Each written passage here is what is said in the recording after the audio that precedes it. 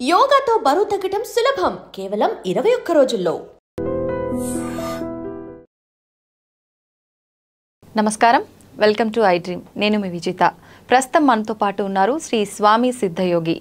స్వామీజీ చిన్న వయసులోనే గృహ పరిత్యాగం చేసి కాశీ, ప్రయాగ, హిమాలయాల లాంటి యాత్రలు చేస్తూ పెద్ద పెద్ద గురువుల దగ్గర వేద విద్య, యోగ విద్య నేర్చుకొని వారు నేర్చుకున్న విద్యలను వారి శిష్యులకు తెలియచేస్తూ ఎంతో జ్ఞానాన్ని అందిస్తూ తన దగ్గరికి వెళ్ళి ఆపదలో ఉన్న వాళ్లకు కష్టాలు తీర్చి ఎన్నో మంచి విషయాలను మనందరికీ తెలియజేస్తున్నారు. ఇప్పుడు గురుగారితో మాట్లాడి మరిన్ని విషయాలు తెలుసుకుందాం. నమస్కారం స్వామీజీ. జయ గురుదత్తమ్మ. గురుగారు, అఘోరాలను వింటూ ఉంటాం. అసలు ఈ అఘోరాలు అంటే ఎవరు గురూజీ? మామూలుగా మనము సన్యాసులు అని, యోగులు అని వింటూ ఉంటాం. వాళ్ళు చాలా జ్ఞానం కలిగి ఉంటారని కూడా వింటూ ఉంటాం. వాళ్ళకన్నా అఘోరాలకు ఇంకా ఎక్కువ జ్ఞానం తెలిసి ఉంటుందా గురూజీ? శ్రీమాత్రే నమః. శ్రీ గురు దత్తాత్రేయాయ నమః. గురుదేవ దత్త. భారతీయ సనాతన ధర్మంలో అఘోర సాంప్రదాయం అనేది ఒక సాంప్రదాయం. ఓకే. సన్యాసులు, యోగులు, సిద్ధపురుషులు వీరందరూ కూడా అఘోరాలన్నీ కూడా ఏదైనప్పటికీ పరమేశ్వరుడికి దక్షిణ భాగం, ఈశ్వరుడికి దక్షిణ భాగము నుంచి ఒక విధానము, కుడి భాగం నుంచి ఒక విధానం. ఇది యోగ మార్గం, ఇది వామాచారం, దక్షిణాచారం. దక్షిణ హస్తం అంటే కుడి చెయ్యి, వామహస్తం అంటే ఎడమ చెయ్యి. అలాగే ఈశ్వరుడికి ప్రణితాపమై జీవించడమే వీరి లక్ష్యం. సన్యాసులు కానీ, యోగులు కానీ, సిద్ధపురుషులు కానీ ఎవరైనా సరే వాటిల్లో అఘోర సాంప్రదాయం ఒకటి. ఓకే. అయితే దక్షిణాచారంలో కానీ వామాచారం అంటే శుద్ధత్వం, యోగ సాధన ద్వారా యమ, నియమ, ఆసన, ప్రాణాయామ, ప్రత్యాహార, ధారణ, ధ్యాన, సమాధి అంటారు వీటిని. అష్టాంగ మార్గాలు. ఈ అష్టాంగ మార్గాల ద్వారా ఒక విధానంగా అలవరుస్తూ సత్వగుణంగా ప్రేరేపిస్తూ సంఘానికి అనుకూలంగా ఉండి కాషాయ వస్త్రం ధరించి యోగ మార్గం ద్వారా ఇంద్రియాలను దగ్గరగా తీసుకునే ప్రయత్నం చేయడం అనేది సన్యాసులు అంటారు. ఇదే మార్గాన్ని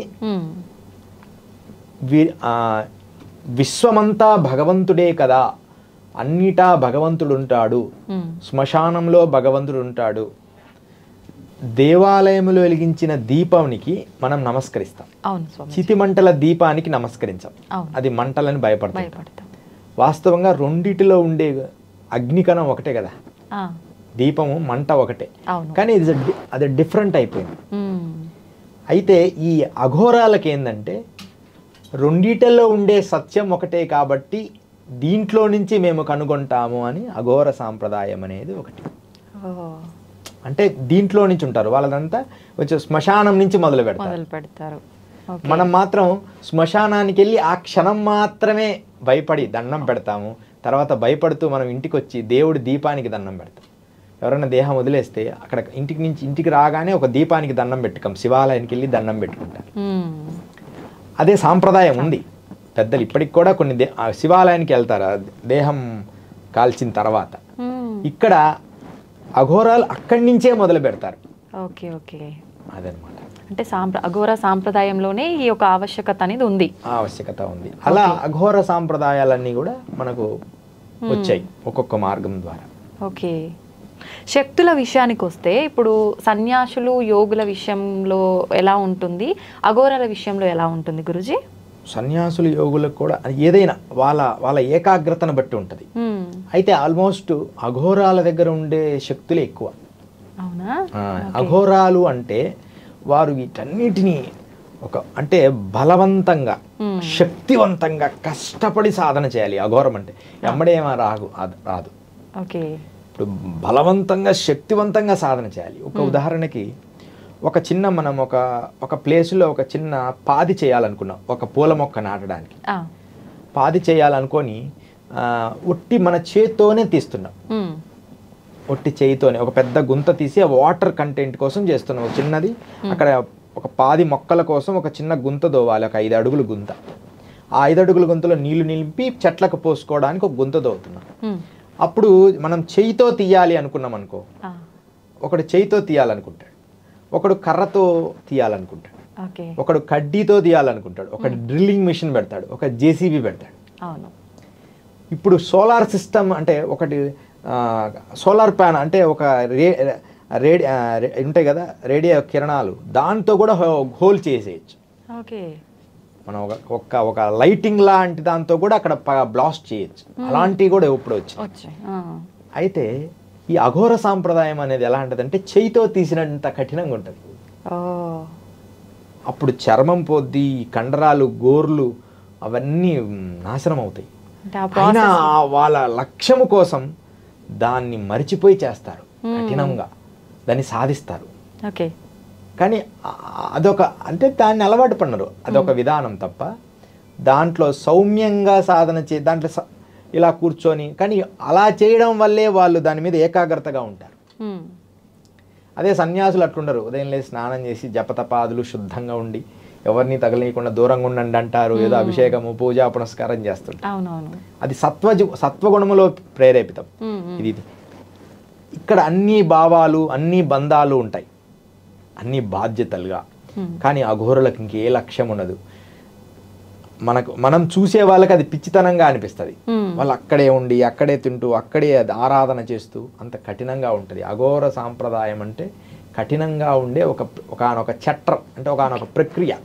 అయితే ఆల్రెడీ అంటే సంసార జీవితంలో ఉన్న వాళ్ళు అఘోరాగా మారే అవకాశం ఉంటుందా గురుజీ? వెళ్ళొచ్చు అలా? 100%. అయితే గురువులు ఒప్పుకోవాలి. ఇప్పుడు అఘోరాలు అనే పదానికి ఇంకా నేను కొన్ని విషయాలు చెప్తారా, సీక్రెట్స్. అసలు అఘోర అనే ఒక సాంప్రదాయం దగ్గర తీసుకోవాలి మనం. ఎమ్మడే నేను అఘోరా అని విభూది పెట్టుకుంటే అఘోరాలు కాలేరు. ఇప్పుడు మేమంతా కూడా అఘోరాలుగా అలా ఉండదు. అఘోర సాంప్రదాయానికి అఘోర యోగులతో మేము నడుస్తున్నాం అంతే, ఒక దీక్షలాగా. అంతేగాని సంసార జీవితంలో ఉండి కూడా వెళ్ళొచ్చు, కానీ వారి బాధ్యతలు అయిపోయి ఉండాలి. అంటే వివాహం అయి ఉండాలి. వివాహం అయిపోయిన తర్వాత వాళ్ళు ఆ మార్గంలో పయనించాలి. వివాహం అయిపోయి పిల్లలు ఉన్నారనుకో, పెళ్ళిళ్ళు చేసేసి వెళ్ళాలి. మరి అలా వెళ్ళిపోగానే వాళ్ళు దీక్ష చెయ్యరు గురువులు. వాళ్ళను పరీక్ష పెడతారు. కనీసం ఎంత లేదైనా 2-3 సంవత్సరాలు పరీక్ష పెడతారు వాళ్ళకి. ఆ పరీక్షల్లో నెగ్గి అప్పుడు దాకా ఏదో ఒక మంత్రం చేసుకొని ఆయన ఇస్తారు. వీళ్ళు ఏంటంటే ఆ మంత్రం చేసి ఇంకా నాకు సిద్ధి కలగలేదే అంటారు. పరీక్షలు అంటే ఇప్పుడు అంటే ఈయన అఘోర లైఫ్లోకి రావటానికి మళ్ళీ సంసార జీవితం వదిలేసి వచ్చిండు కాబట్టి దానికి సంబంధించిన ఆనవాళ్ళు ఈయన పైన ప్రభావం చూపుతున్నాయా లేదా అన్న గురుగారు? 100% అది.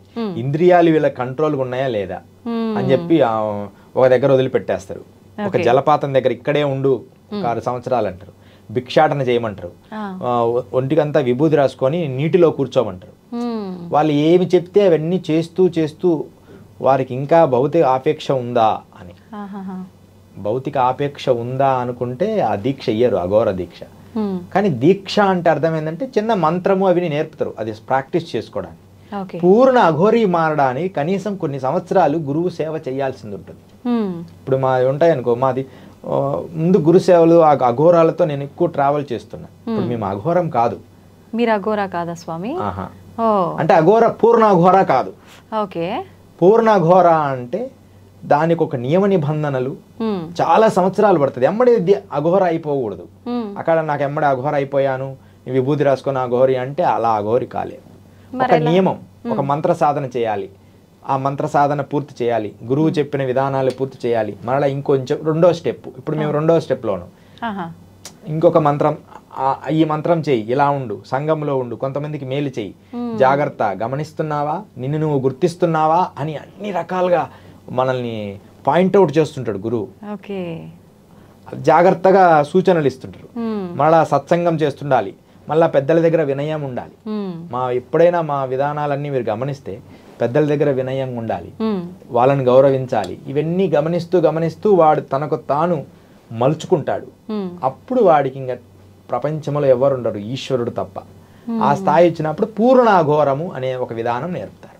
ఎంత కాలం పడుతుంది గురుజీ ఈ ప్రాసెస్ అంతా జరిగి అఘోరాగా మారడానికి? వాడి పూర్వజన్మ స్థాయిని బట్టి. కానీ రియల్గా మామూలు మధ్యస్థ స్థాయి అయితే 3.5 సంవత్సరం అయితే ఒక కఠినమైన సాధన చేస్తే ఒక 3.5 సంవత్సరంలో ఒక స్టెప్ ఎక్కుతాడు. నాది 6/1 దాదాపు నాకు 12 సంవత్సరాలు పట్టింది 2 పూర్తి చేయడానికి. చాలా ఎక్కువ సమయం. అంటే ఈ వాతావరణము పరిస్థితులు అంటే అన్ని పూర్తిగా చేయడానికి. ఇక నెక్స్ట్ 3వ దీక్ష ఉంటుంది, తర్వాత 4వ దీక్ష, తర్వాత గురు స్థాయిలో గురుపాదం ఆ స్థాయికి వెళ్ళిపోతాడు. ఓకే. అయితే అసలు అంటే మీరు అఘోరాగా ఎందుకు మారారు అని అడుగుదాం అనుకున్నాను, కానీ మీరు అఘోరాని కాదు అన్నారు. అసలు అఘోరాగా మారాలని, ఇలా సిద్ధత్వం పొందాలి తపస్సు చేసి అని మీకెందుకు వచ్చింది గురుగారు ఆలోచన? అఘోరా మారాలని కాదు, కానీ ఈ ఇంద్రియాలకు ఈశ్వరుడు అధిపతి, ఈశ్వరుని భగవంతుని చూడాలని చిన్నతనం నుంచి ప్రయాసపడేవాడిని. అసలు ఎంత పిచ్చివాడిగా తిరిగేవాడిని అంటే, ఇక ఆ పర్వతాల మీద ఉంటాడు, ఈ కొండల మీద ఉంటాడు దేవుడు అని గుహల్లో కొండల్లో వెళ్ళిపోయేవాడిని. ఆ ఇంట్లో వాళ్ళు పిచ్చివాడని, ఊర్లో వాళ్ళు కూడా పిచ్చివాళ్ళు అంటుండేవాళ్ళు మేము పెరిగిన వాతావరణం. ఎంత వయసులో అనిపించింది గురుగారు మీకు ఇట్లా? చిన్నతనం నుంచి నన్ను స్వామీజీ అనే పిలిచేవారు. వీళ్ళలో ఏదో దివ్యశక్తి ఉందని అందరూ అనుకునేవాళ్ళు, బంధువర్గాలు కానీ అట్లా. అయితే నేను ఆ ఫోకస్ కాలేదు, ప్రయత్నం చేస్తుండేవాడిని. మధ్యలో ఒకసారి పారిపోయాను, ఎలాగబ్బా మళ్ళీ పట్టుకొని వచ్చి కట్టేయడం అట్లా జరిగింది. ఎక్కడికి వెళ్ళిపోతున్నావు, ఎందుకు వెళ్ళిపోతున్నావు అంటే, నేను మంచు కొండల్లో ఉన్న ఈశ్వరుని చూడాలి నాకు కనపడుతుండనేవాడిని. అప్పుడు మాకు ఒకరు ఉండి, అక్కడ నిజంగా మంచు కొండలో ఈశ్వరుడు ఉన్నాడు. అప్పట్లో ఇంత ఫేమస్ కాదు కదా, ఎవరికి తెలియదు అమర్నాథ్ ఉన్నాడు. కానీ అప్పుడు ఒక ఆర్మీ ఒక ఆయన చెప్పాడు, నిజంగా అక్కడ మంచు కొండల్లో ఈశ్వరుడు ఉన్నాడు, ఆయన నిజంగా ఉన్నాడు, కానీ ఇప్పుడు వెళ్ళలేడు వీడు అని అన్నా. ఓహో, అయితే వీడు చెప్పేయని నిజాలే, అంటే పూర్వజన్మ నుంచి కనెక్షన్ ఉంది. అట్లా తర్వాత 13 నుంచి కొంచెం 16, 18 వచ్చేటప్పుడు కంప్లీట్గా స్వామిజీల్లో కలిసిపోవడం జరిగింది.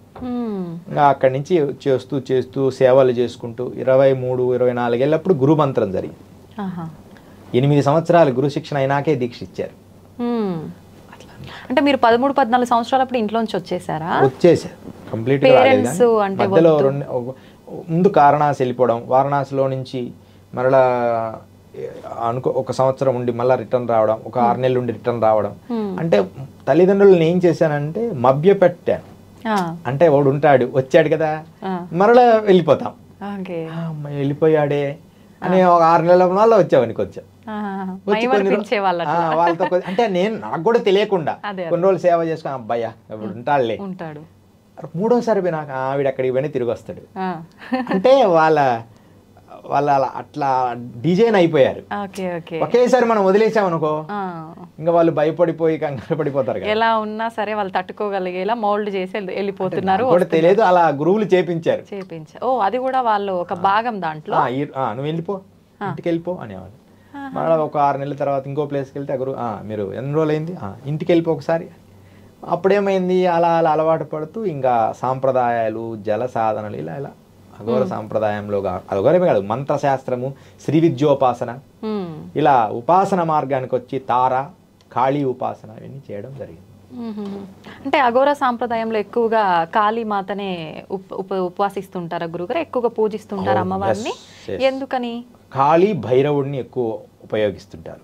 నాగసాధువుల్లో ఎక్కువ ఈ కాళికా ఉపాసన చేస్తారు. అఘోరుల్లో కూడా భైరవుడికి ఎక్కువ ప్రాధాన్యత ఇస్తారు. తర్వాత కాళీ ఉపాసన కూడా ప్రాధాన్యత ఇస్తారు. ఇప్పుడు కాళీ ఉపాసన అనేసరికి సాత్వికంగా మనకు అంటే ఇంకో రకంగా తంత్ర విధంగా 2 రకాలుగా అంటుంటారు కదా గురుగారు. వామాచార దక్షిణాచారాలని 2 ఉన్నాయి. ఏది ఈ కాళీ ఉపాసనలో వామాచారం అనే ఒకటి, దక్షిణాచారం అనే ఒకటి. వామాచారంలోనే ఎక్కువ కాళీ ఉపాసనలు చేస్తారు. వామాచారం అంటే ఏం లేదు, ఆ శ్మశానాలకు ఇప్పుడు అఘోరాలు కానీ నాగసాధువులు ఉంటారు కదా, వారు ఈ శ్మశానాలతో పూజలు చేస్తూ ఉంటారు. శ్మశానంలోని ఇల్లు కట్టుకుంటారు శ్మశానానికి దగ్గర. ఇప్పుడు మా గురువు పరంపరగా మా గురువు గారు ఒక ఆయన కాశీలో శ్మశానానికి ఆనుకొని ఏర్పరచుకొని అక్కడే ఉంటారు. దాని విధానాలన్నీ మాకు చెప్తుండేవాడు, ఇలా చేయాలని, ఈ మంత్రం చేయనాయన అంటే మనల్ని గైడ్ చేస్తాడు. అది మనం పూర్తి చేసిన తర్వాత వారి స్థాయికి వెళ్తాం.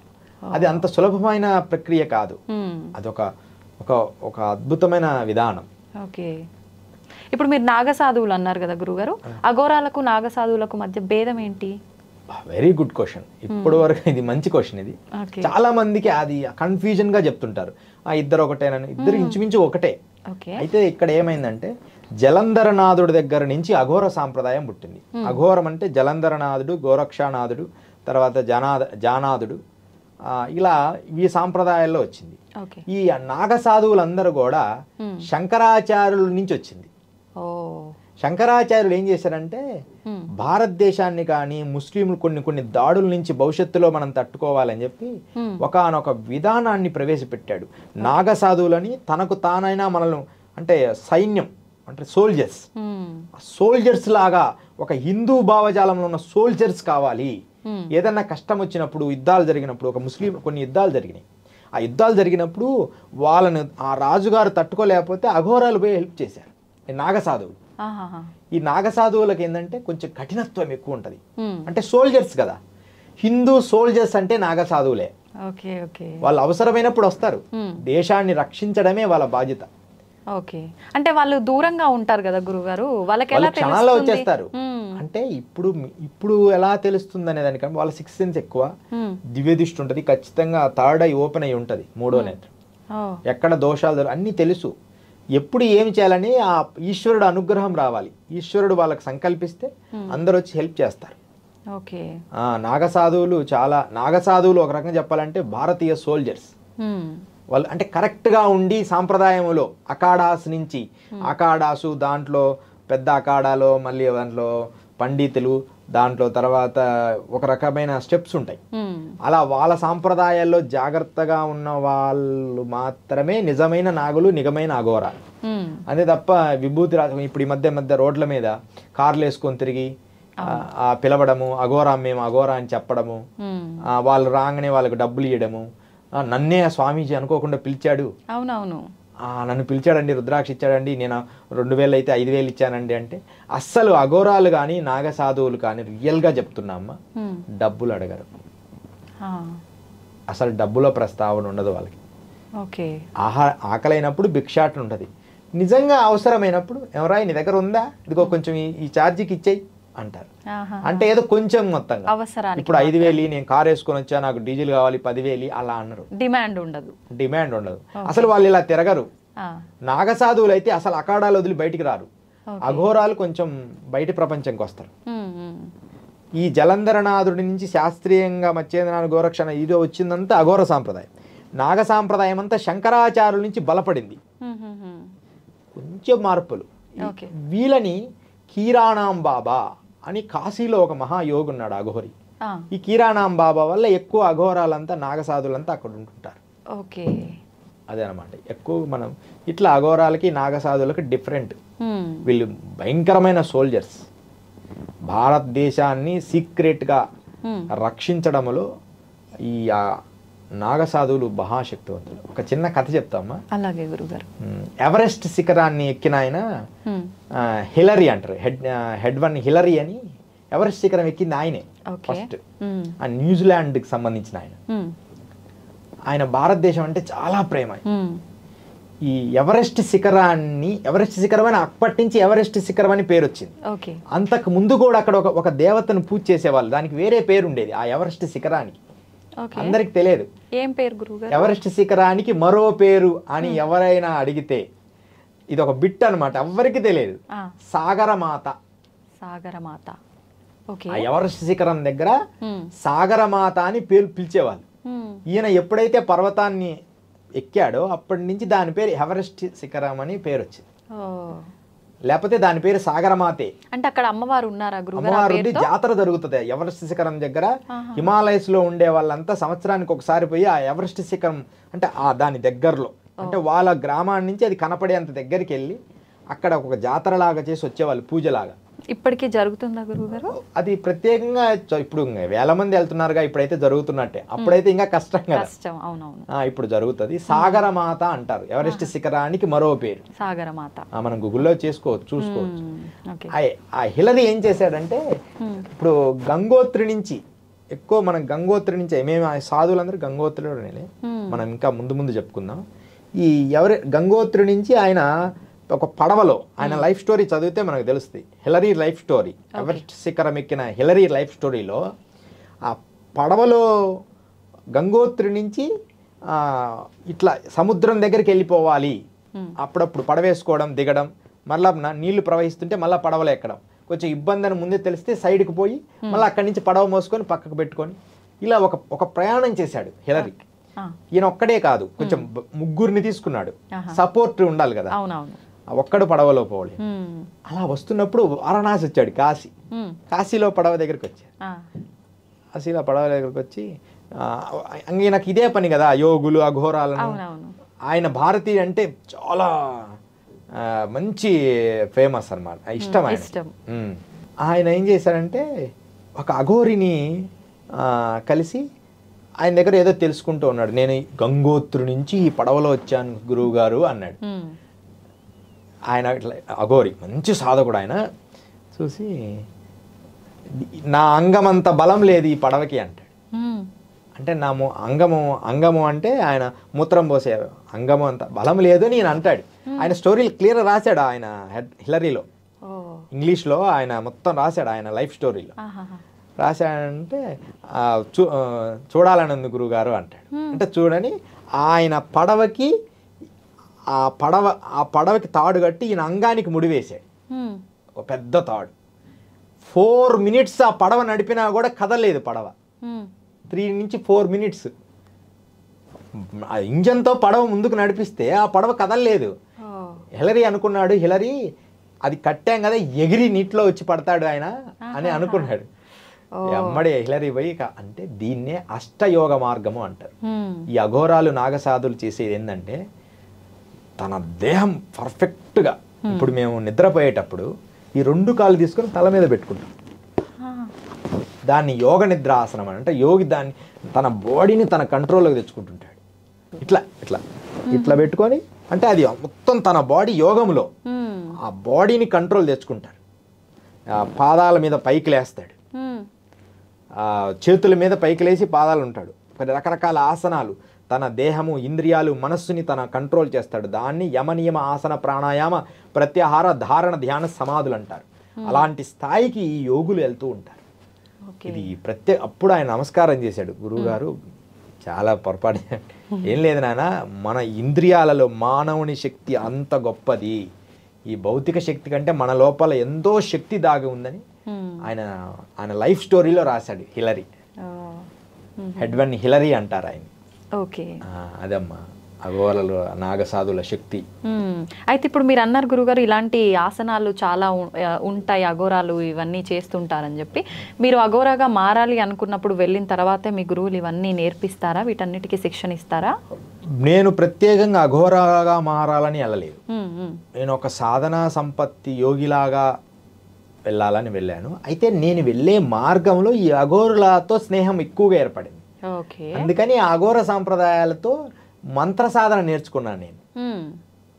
ఎందుకంటే నాకు అఘోరాగా ప్రత్యేకంగా మారాల్సిన అర్హత ఉందో లేదో వాళ్ళకి తెలుసు కదా. అందుకని ఆ అర్హత కోసం ముందు మంత్ర సాధన నేర్పించారు. వాళ్ళతో కలిసి తిరగడం, ఇప్పుడు మనం హిందీ వాళ్ళతో కలిసి తిరిగితే హిందీ వస్తుంది, తమిళ వాళ్ళు పక్కన ఉన్నారనుకో కొంత తమిళ్ మనకు వస్తుంది. అట్లనే అఘోరాలతో బాగా నాగసాధులు కానీ అఘోరాలతో మంచి స్నేహం ఉంది.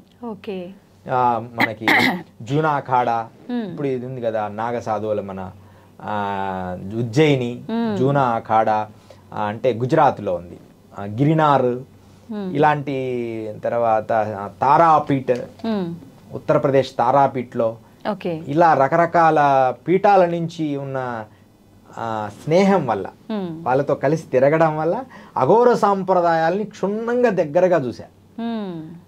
ఎప్పటికైనా వెళ్తాం కానీ అంత స్థాయికి వెళ్ళడానికి ఒక్కొక్క మెట్టు ఎక్కుతూ మనం ఆ స్థాయికి వెళ్ళాలి. అప్పుడు పూర్తిగా నేను అనంత విశ్వాన్ని ప్రేమిస్తున్నాను అనే స్థాయికి వెళ్ళిపోతాడు. ఆ స్థాయికి ఒక్కొక్క స్టెప్ బై స్టెప్ ఎక్కడమే కరెక్ట్. అది నిజమైన పూర్ణ అఘోరి అంటే. ఓకే స్వామి, మీరు హిమాలయాల్లో తపస్సు చేశారు అని నేను ఇంతకు ముందు వీడియోలో విన్నాను. ఎక్కడెక్కడ తపస్సు చేశారు, ఎన్ని సంవత్సరాలు తపస్సు చేశారు మీరు? హిమాలయస్లో తపస్సు చేయడం జరిగింది. ఎక్కువ బాగా నా పాదాలు హిమాలయాల్లో అంటే ఒక భాగం వరకు చార్ధామ్ యాత్రలో ఉన్న ప్లేస్లో, చార్ధామ్ యాత్రల ప్లేస్లన్నీ నేను పాదయాత్ర చేశాను. పాదయాత్ర మొట్టమొదట జీబులో తిరిగాము, ఎలా వెళ్ళాలి అని చూడడానికి తీసుకెళ్లారు కొంతమంది. ఆ తర్వాత చాలా వరకు నేను పాదయాత్రలతోనే చేశాను. అలా చేస్తూ ఎక్కువ చేసింది ఉత్తర కాశీ. కేదార్నాథ్ మందిర్ ఉత్తరకాశీ దగ్గర ఆ ప్లేసులో కేదార్నాథ్ మందిర్ అనే స్థలంలో అక్కడే పక్కనే సంకట హనుమాన్ టెంపుల్ అని ఒకటి ఉంది ఉత్తరకాశీ దగ్గర. కింద ఉంటుంది పూలలోయ, అంటే చిన్న పూల చెట్లన్నీ పెంచి చాలా అద్భుతంగా ఉండేది మేమున్న రోజుల్లో. అక్కడ ఎక్కువ సాధన చేసేవాడిని ఒంటరిగా వెళ్ళి. ఎప్పుడు నాకు స్వేచ్ఛగా అనిపిస్తే అప్పుడు పర్వతాల మీదకి వెళ్ళిపోయేవాడిని. అక్కడ సాధన చేసిన తర్వాత గుప్తకాశీలో సాధన చేయడం జరిగింది. ఇక ఆ తర్వాత కఠినమైన సాధనమ్మ, ఒక చిన్న అద్భుతమైన కథ. గంగోత్రిలో సాధన చేశాను. గంగోత్రిలో మనం వెళ్తూ ఉంటే ఇప్పుడు కూడా కనపడుతుంది. గంగోత్రి మామూలుగా పారుతున్నప్పుడు కరెక్ట్ గంగోత్రికి 3 కిలోమీటర్ల ముందు ఎడమ భాగంలో ఒక పెద్ద రాతి పర్వతం ఉంది, రాయి. ఆ రాయి కింద చిన్న స్వరంగం తయారు చేసుకొని నేనే రాళ్ళు తీసేసి ఆ రాతి కింద రోజు అక్కడే సాధన చేసుకుంటూ అలా కొన్ని రోజులు ఉన్నాయి. నా దగ్గర ఒక కంబలి ఉండేదమ్మా. కంబళి ఒక్కటే ఉండేది, ఎక్కువ ఉండే మంచి మందపు కంబలి ఉండాలి హిమాలయాలో బ్రతకాలంటే. ఇంకా మిగతా ఈ బ్యాగ్ అయి మొయ్యలేము నడిచేవాళ్ళు. ఆ కంబలి వేసుకొని పడుకుంటే రోజు 2 ఎలకలు వచ్చేవి నా కంబళ్ళలోకి. ఆ వెలకలు వచ్చి నన్ను ఆనుకొని పడుకునేవి వెచ్చగా, కంబళ్ళలో దూరే. ఒకరోజు తీవ్రమైన చలి వచ్చినప్పుడు అది కంబల్ని దగ్గర అనుకొని లోపలికి ముడుచుకొని పడుకున్నాను. మరుసటి రోజు అంటే పడుకున్నాను, ఏదో చల్లటి గాలి కొడుతుంది. ఉదయం లేచేటప్పటికి నా కంబలికి హోలేసి, అంటే అది రోజు దానికి అనుమతి ఇచ్చేవాడిని. అవి ఉన్నాయని నేను కదలకుండా, అవి కూడా కదలకుండా పడుకున్నాయి. ఆ తర్వాత ఆ కంబలి కూడా కొన్నాళ్ళు ఉండి అనుకోకుండా ఒక దగ్గర పెట్టాను. ఇట్లా అంటే ఇట్లా జీవరాశులతో కూడా తపస్సు చేసినప్పుడు స్నేహం చేశాను. రాత్రి ఎప్పుడు సాధన చేసుకోవాలంటే అప్పుడు చేసుకునేవాడిని. మళ్ళీ కంబలే కప్పుకొని, కంబలే గొప్ప వరం అమ్మ. అక్కడ హిమాలయాల్లో బ్రతికేవాడి కంబలి ఉండాలి తపస్సు చేసుకోవడానికి. అట్లా గంగోత్రిలో అలా తపస్సు చేశాను. తపోవనం తర్వాత ఈ గోముఖ్ రస్తాలో అయితే పోయాను. కానీ గోముఖ్ రస్తా వెళ్ళినప్పుడు బాగా కఠినమైన మార్గాల్లో ఈ గ్లేషియర్స్లో నడిచాను హిమాలయాలు. అది మనము చెప్పుకుంటే గంటల తరబడి ఉంటుంది. ఆ గ్లేషియర్స్ మీద నడిచేటప్పుడమ్మా ఇవన్నీ పగిలిపోయి రక్తం గడ్డలు కట్టాయి. అప్పుడు ఒక దగ్గర అయితే నేను ఇంకా వెళ్తున్నానమ్మా, ఈ కుడికాలు ఆ గ్లేషియర్ లోపలికి దిగిపోయింది, మంచు గడ్డ లోపలికి. ఎడమకాలు పైన ఉంది. మోకాలు పగిలిపోయి ఎంత భయంకరమైన నొప్పు. మళ్ళీ చిన్నగా తీసేసుకుంటే అప్పుడు ఒక గురువు గారు వచ్చి, నువ్వు దేహం చాలా ఇబ్బంది పడుతున్నావు, నువ్వు చిన్న గుటికెలు మందు గుటికెలు ఇచ్చాడు, నువ్వు ఒక్కటి వేసుకొని నిద్రపోయేటప్పుడు అన్నాడు. అసలు స్పృహ లేకుండా నిద్రపోయా. ఏదో నల్ల మందు ఏదో ఉండిండొచ్చు, అంటే మరి అలసట నిద్ర రావడం లేదు. అప్పుడు ఆయన అది ఇచ్చారు. తర్వాత మరుసటి రోజు తపోవనం వెళ్ళిపోయి అక్కడ మంచు గ్లేషియర్స్లో వెళ్ళడం, ఆ మంచు గడ్డల్లో అన్ని అక్కడ ఏముండవు, అన్ని మంచు దెబ్బలే. ఆ ఎలుగుబంటి స్నేహం, కోబ్రాస్ పాములు, అంటే వాళ్ళు సాధకులు పెంచుకునేవి. అక్కడ యోగులకి హెల్ప్ చేయడానికి రకరకాల జీవులు హెల్ప్ చేస్తుంటాయి. ఒక గుర్రము, కొంత గుర్రము హెల్ప్ చేశాడు ఒక ఆయన, గుర్రం ఆయన. ఆ తర్వాత అట్లా మధ్యప్రదేశ్లో కూడా ఎలుగుబంట్లతో చాలా రోజులు ఉన్నాం. మా ప్రాంతాల్లో కొన్ని ప్రాంతాల్లో అంటే మనం రోజు బిస్కెట్లు వేస్తూ అలవాటు చేస్తే మనల్ని ఏం అనవు అవి. కొత్త వ్యక్తులని భయపడి ఏదైనా చేస్తాయేమో కానీ మనిషిని ఏమి తినవు అవి. స్వామీజీ, ఇప్పుడు వాటిని మచ్చిగా చేసుకోవాలని మామూలుగా అడవులలో ఉండేవన్నీ ఎంత సాధు జంతువులైనా కొంచెం క్రూరంగానే ఉంటాయేమో అన్న ఒక సందేహం ఉంటుంది. మరి వాటితో మీరు స్నేహం చేయాలి అని అంటే వాటిని ఎలా మచ్చిగా చేసుకుంటారు? కొన్నిసార్లు దెబ్బ కూడా కొట్టేవి, కొన్నిసార్లు ఇబ్బంది పడేవాళ్ళం. అయితే మనము రోజు ఏదైనా, మేము ఎక్కువ హిమాలయాల్లో కానీ ఎక్కడైనా దిగినప్పుడు బిస్కెట్ ప్యాకెట్స్, అంటే అప్పుడప్పుడు ఇమీడియట్లీ తినడానికి ఆహారం, కొన్ని ఖర్జూర పండ్లు అవి తీసుకెళ్ళాం. ఎక్కడన్నా చెట్ల మీద వాటికి అందని ప్లేస్లో ఉన్నప్పుడు వాటికి వేసేవాడిని. అవి రోజు వచ్చి తినేళ్ళేవి. అలా మచ్చికతనం చేసుకునేవాడిని రోజు. తర్వాత పార్లీ బిస్కెట్ ప్యాకెట్లు ఎక్కువ వేస్తుండేవాడిని. అవి ఇంకా అలవాటు అయిపోయి అవి ఎలుగుబంటితో స్నేహం చేయడం మొదలుపెట్టాను. తర్వాత చిరుతపులితో ఒక్కసారి స్నేహం చేశాను. అవి కూడా అనుకోకుండా దానికి బాగా విపరీతమైన గాయాలయ్యాయి. గాయాలైన తర్వాత నా దగ్గర ఈ కొండ జాతి వాడు ఒకడు ఉండేవాడు. దానికి ఆహారం తీసుకొచ్చి దాన్ని కట్లు కట్టి చాలా బాగా చేసాము. అప్పుడు చేసిన తర్వాత అది బాగా యాక్టివ్ అయిన తర్వాత రోజు మా దగ్గరకు వచ్చేది. పడుకున్నప్పుడు మా దగ్గరకు వచ్చే పడుకునేది. ఫస్ట్లో కొంచెం ఒళ్ళు ఇట్లా వచ్చాయి నాకు, తగిలినప్పుడల్లా నాకు ఏమంటారు కదా, భూకంప్స్ వచ్చాయి, భయం అనిపించాయి. ఇంకా తర్వాత అలవాటైంది. ఓకే. ఒక్కోసారి భయంగా గట్టిగా అరిచి పంపించిన రోజులు కూడా ఉన్నాయి. అట్లా ఉంటది, అంటే వాటి సహజత్వం ఉంటది. మన ప్రేమ కరెక్ట్ గా ఉంటే అది మనకు అలవాటు అవుతుంది. ఇప్పుడు మనం చూస్తుంటాం కదా, ఇప్పుడు జూలో అవునవును వాళ్ళు ఎలా ట్రైనింగ్ చేస్తారు అలా అన్నమాట. స్వామి, మీరు హిమాలయాల్లో తపస్సు చేశారు కదా, అక్కడ చాలా రకాల మూలికలు అంటే జనానికి ఉపయోగపడే మూలికలు ఉన్నాయి అని అంటుంటారు. మామూలుగా మనం మూవీస్లో వింటూ ఉంటాము జనరల్గా. అయితే అక్కడ నిజంగా అంత మంచి మూలికలు ఉంటుంటాయా? సాధారణ మనుషుల జీవన కాలాన్ని పెంచే మూలికలు ఏమైనా ఉంటాయా అక్కడ? 100% ఉంటాయి. అవి ఎక్కువ మన